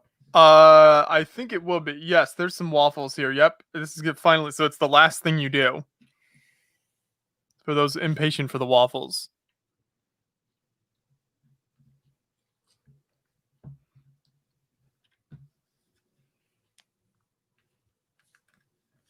Now you're making everyone feel old. That's what I aim to do. You're welcome. So I think I'll have this view. I'll put the tree over here. Mario might move. You're like an interior decorator. I love thinking about like how things should be set up, where things would go. Like this office is so difficult to work with because there's a lot of windows in here. So I don't have many like blank walls to work with. So it's like a challenge in a way.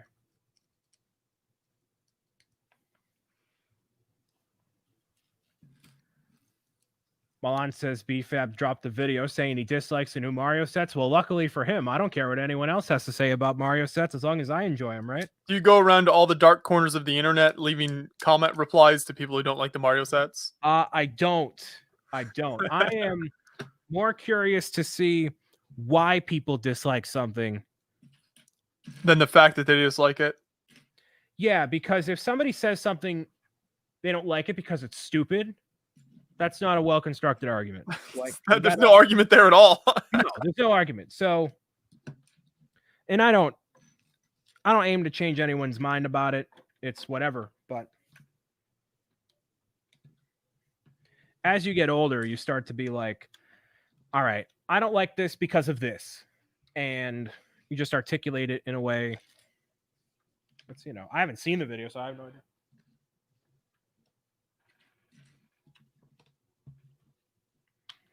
As long as in his video, he's not like, I hate Lego Mario because I hate Brian Saviano and I have a vendetta against him. Like, which I doubt. Good enough to me. Yeah, no, I make the same video. My vendetta against Brian carries over to Lego Mario. And I've gone into, I went into a live stream a little while ago. Brick Smith was doing a stream during the 72-hour community stream. And they started talking. It was like right when I was reviewing Mario, in the middle of it. And then I went into it because they were like, this is not what I wanted and blah, blah, blah, blah, blah. Well, they were saying it was dumb. And then I'm like, all right, let me hop in here. And so I explained what it was. And every time someone says they hate something, it's usually just because it's not what they want and it's not for them and they don't understand it. And it's like, okay, you got to be able to think outside of what you want or what they should do. It's a matter of what it is and appreciating what it is for what it is. Correct.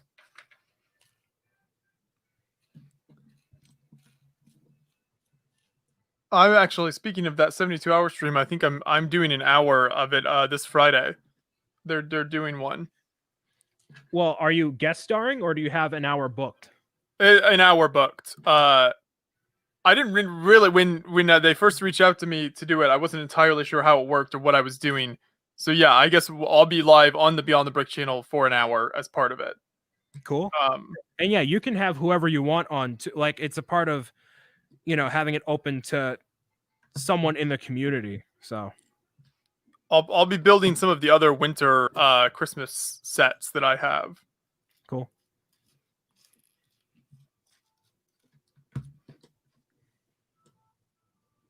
Brian is the king of hot take, immediate response, entrance into live streams. Am I? I didn't know that. Is that why Kevin had to shut down his streams? Was it because of you? No, it was actually not because of me. Full transparency with that. It is not because of me. I have my hot takes, but I'm not toxic. There's right.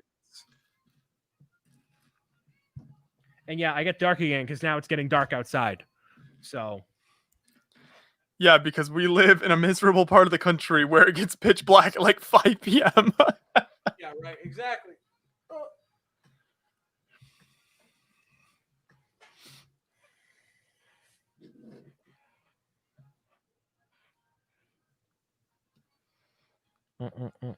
Brian has that ASMR Mario heat in his pocket.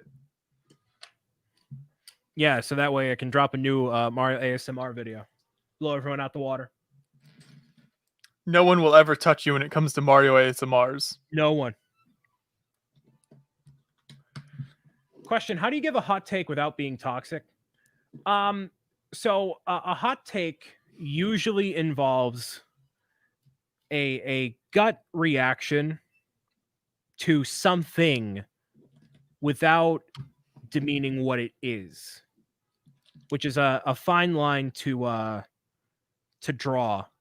And it also depends on if somebody is directly like making it. So like I put a hot take on Twitter earlier and I said, hot take, croissants are gross. Just threw it out there, right? I'm gonna need to kick Brian out of the stream for a few minutes just to process that heresy. Whoops. It's just not. They're not. It's too buttery. It's just. I got overwhelmed with croissants when I was younger, so that probably has something to do with it. It's a little trauma there. Oh yeah, that's too bad because like fresh croissants from like a bakery, like in Europe especially, a lot of the times I'll just go in bakeries and get like either a regular croissant or the croissants with like chocolate in them, where they put a little chocolate inside it. Oh, they're so good. And I believe you. I just haven't had I haven't had an objectively good croissant. I've always had like either a Dunkin' one or Yeah. No, I agree. They definitely can be bad a lot of the time, like from grocery stores and stuff. If you just buy like a box of them or something, I agree they aren't always great. Yeah. So with a hot take, it's basically that where like I'm not going to say, hey, hot take, I think Just Too Good's videos are bad. I'm not going to say that because I A, don't believe that, and B, that would be directly taking down someone else. And a hot take, you don't need to provide context for. It just is what it is, and that's gut how you feel. So if I said that and I meant it and I didn't say why I didn't like his videos, that would be rude, toxic, wrong. That's not how you do that. And that's not called for, right? But a hot take is just like, this is what it is. Like, a hot take is also me saying The Mandalorian is the best Star Wars thing that's come out in the past 25 years. That's not saying one person is to blame for Star Wars at all. It is what it is. So that to me is the difference. But as soon as you start putting other people down or insulting an individual and hurting someone's direct feelings because that's something they have done, then yeah, that's not cool. Brian's hot take on hot takes. Yes, that's exactly a hot take on a hot take.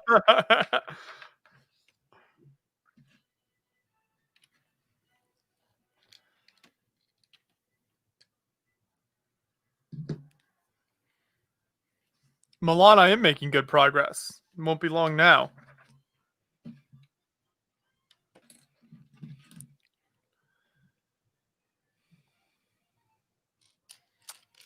Somebody says I have a $35 Nintendo eShop gift card and don't know what to get. Well, Brian can probably help you out with that. I mean, you could get anything, really. I mean, I don't even know how to answer that. Do yourself a service and get Luigi's Mansion 3. That's a game I actually have played a little bit of and enjoyed it a lot. Yeah, it's very good.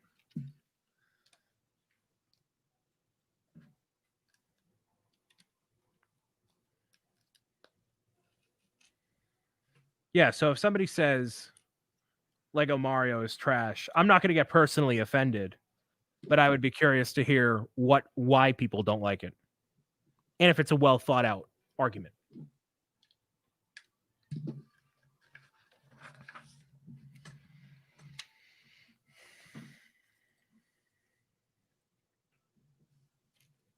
As easy as it would be to be like, oh, I don't like this because it's dumb.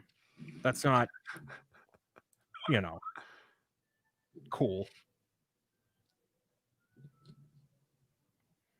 You have to expound. That's right. Looking for full sentences here, kids. Yep, exactly.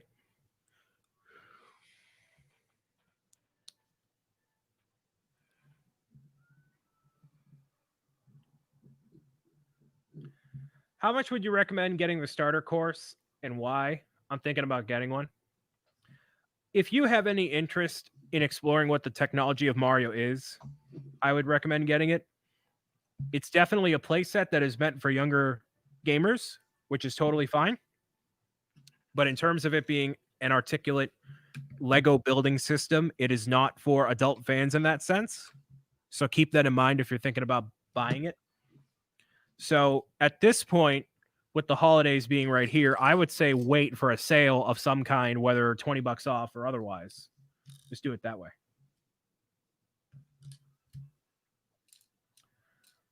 Who is your team in Mario Kart Double Dash? I was always Toad and Petey. I think I had like Yoshi, Toad is where it's at. He was always Yeah. my go-to in Mario Kart. It's probably like Yoshi and Toad or something, you know? I finally built the waffle maker. There you go. There we go. Excellent. Drops down just like that. Then it flips out. I really want the new Yellow Pipe just because of the music it plays. Yeah, the secret slide theme. The good thing about that though is that all of those codes can be read even if it's not on the printing of that sticker.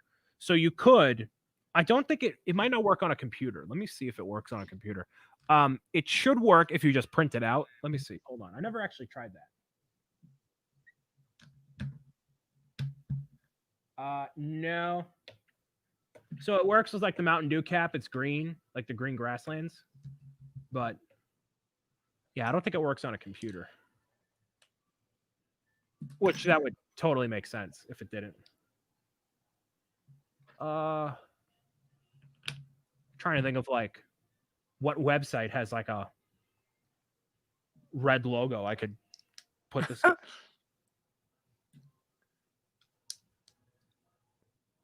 Yeah, no, not gonna work. So you have to like print it out, which is fine. Which yeah, that kind of puts a hole in my theory in terms of like what Mario what these sets are based off of, because that secret slide theme is not from a 2D Mario game, it's from 3D, but I don't think it's that big of a deal. Your whole theory's falling apart. Yeah. It might be, but you know.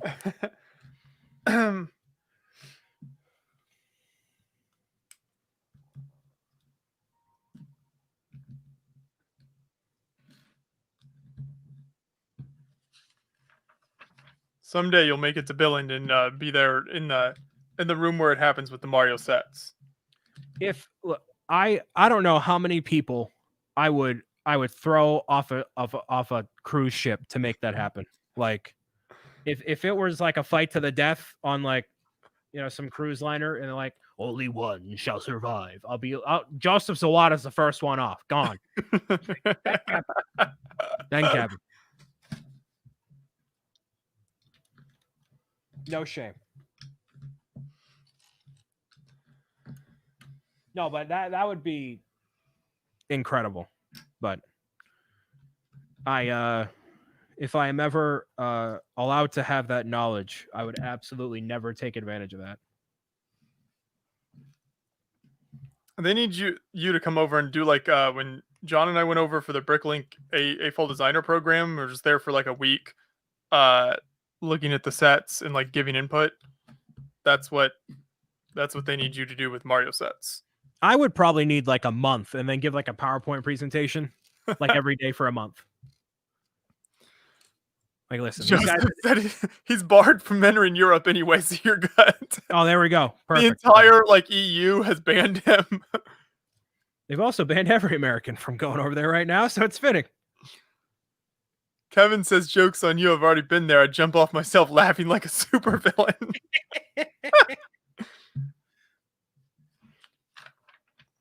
You don't know what you're getting into, suckers. See ya. Yeet.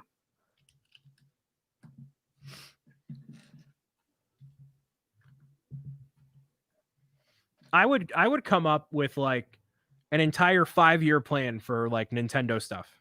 Easy. You're like, here's 2025 and we're good. Yeah.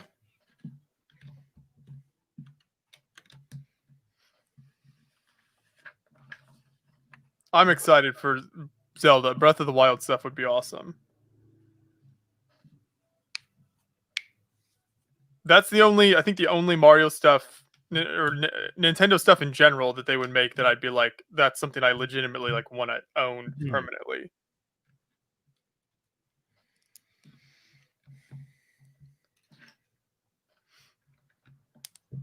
What I really want to do, like, who said it here? Golden Light, Brian for Lego Mario Manager. I would love to like do something like that, but no, I would have to be able to work on other things than just Mario. They wouldn't have me on as just a consultant for Mario. But what I really want to do, and maybe the people can will this into existence. I know he's on vacation, but I would love to do a piece of content, not even necessarily on his channel, but some way, somehow, just sit down with Just Too Good and talk about, all right, what do you think is actually going to happen? I don't want a 1-minute video of you talking about it in the announcement video. I want like an hour-long, think about it. Give me the roadmap. Give me the minifigs, the sets. What do you got? That's what I want to know. With Just Too Good? Yes. Well, we can arrange that. We should do that on Beyond the Brick here. Yeah, I'm in. I know he'd probably be in for it too. Exactly. Doesn't need to be live, or it doesn't need to be on his channel. It can be whatever, you know. We can pull some strings. I'm trying to call him out on Twitter publicly enough so that I antagonize him into responding. And See, it's maybe if you took a different strategy, you might have better luck. See, that strategy never occurred to us, which must be why he actually responds. right.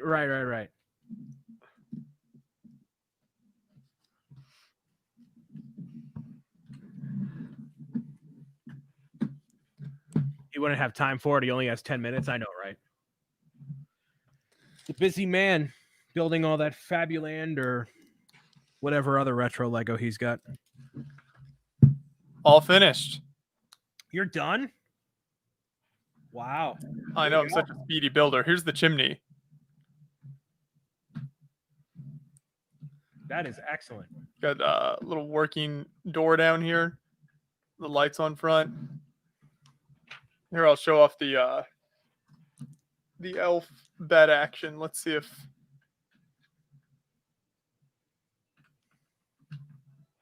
There we go. That's awesome. There's a telescope. Guess the elves are busy like studying the stars.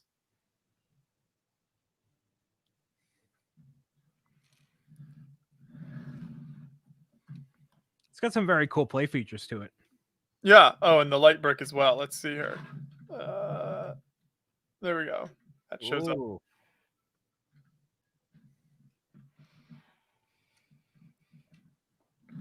Then you've got the different toys,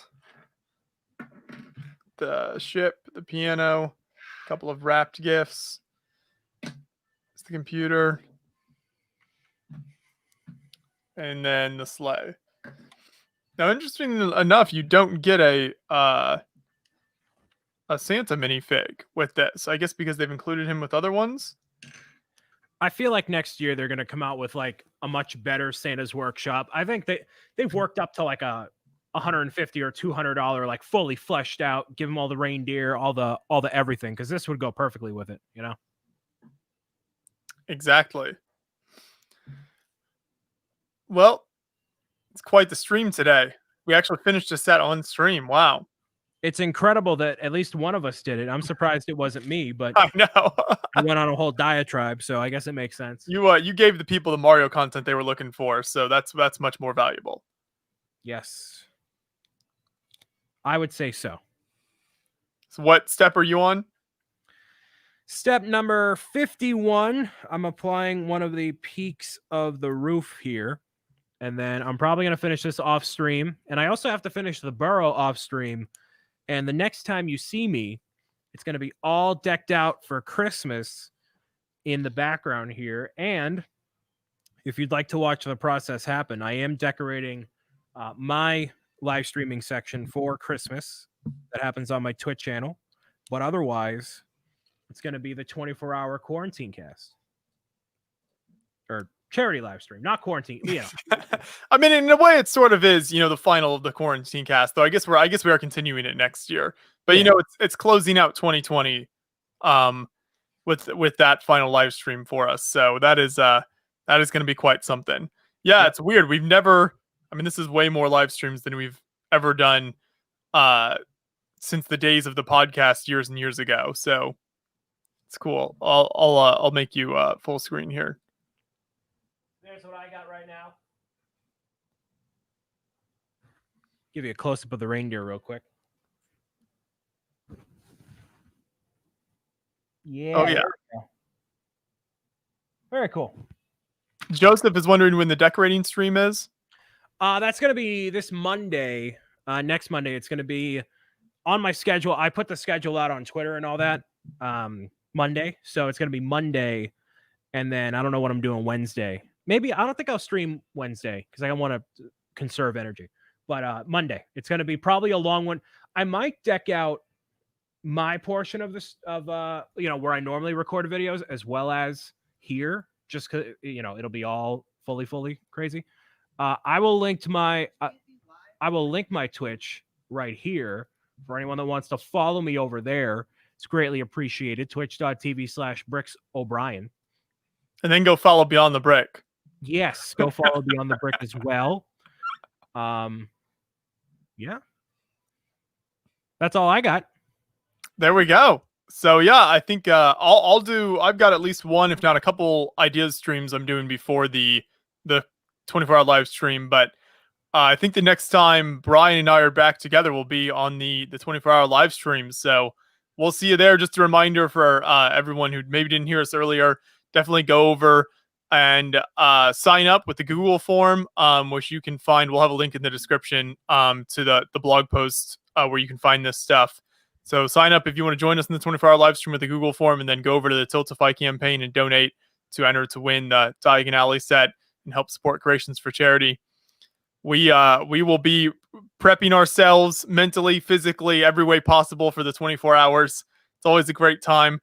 Big shout out to everyone who over this past year has been in the chat with us on these streams and has done so much interacting. It's been super fun for us, and I hope it's provided some entertainment for everyone else. And I think the 24-hour live stream will be a great way to finish the streams for this year. And like we said earlier, if you need some more December entertainment, Brian will definitely have more content for you over there on his Twitch channel as well. Absolutely. It's been a pleasure this year for all that it's been. And I'll give my final thoughts on everything on the 24-hour stream. Yeah. But this year has been not great, but these streams have been something that I've looked forward to every single Tuesday, whether there was a guest or it's just shenanigans. It's really, for me, about interacting with people in the chat, building, and hanging out. It's been we'll do a full year's recap next Friday.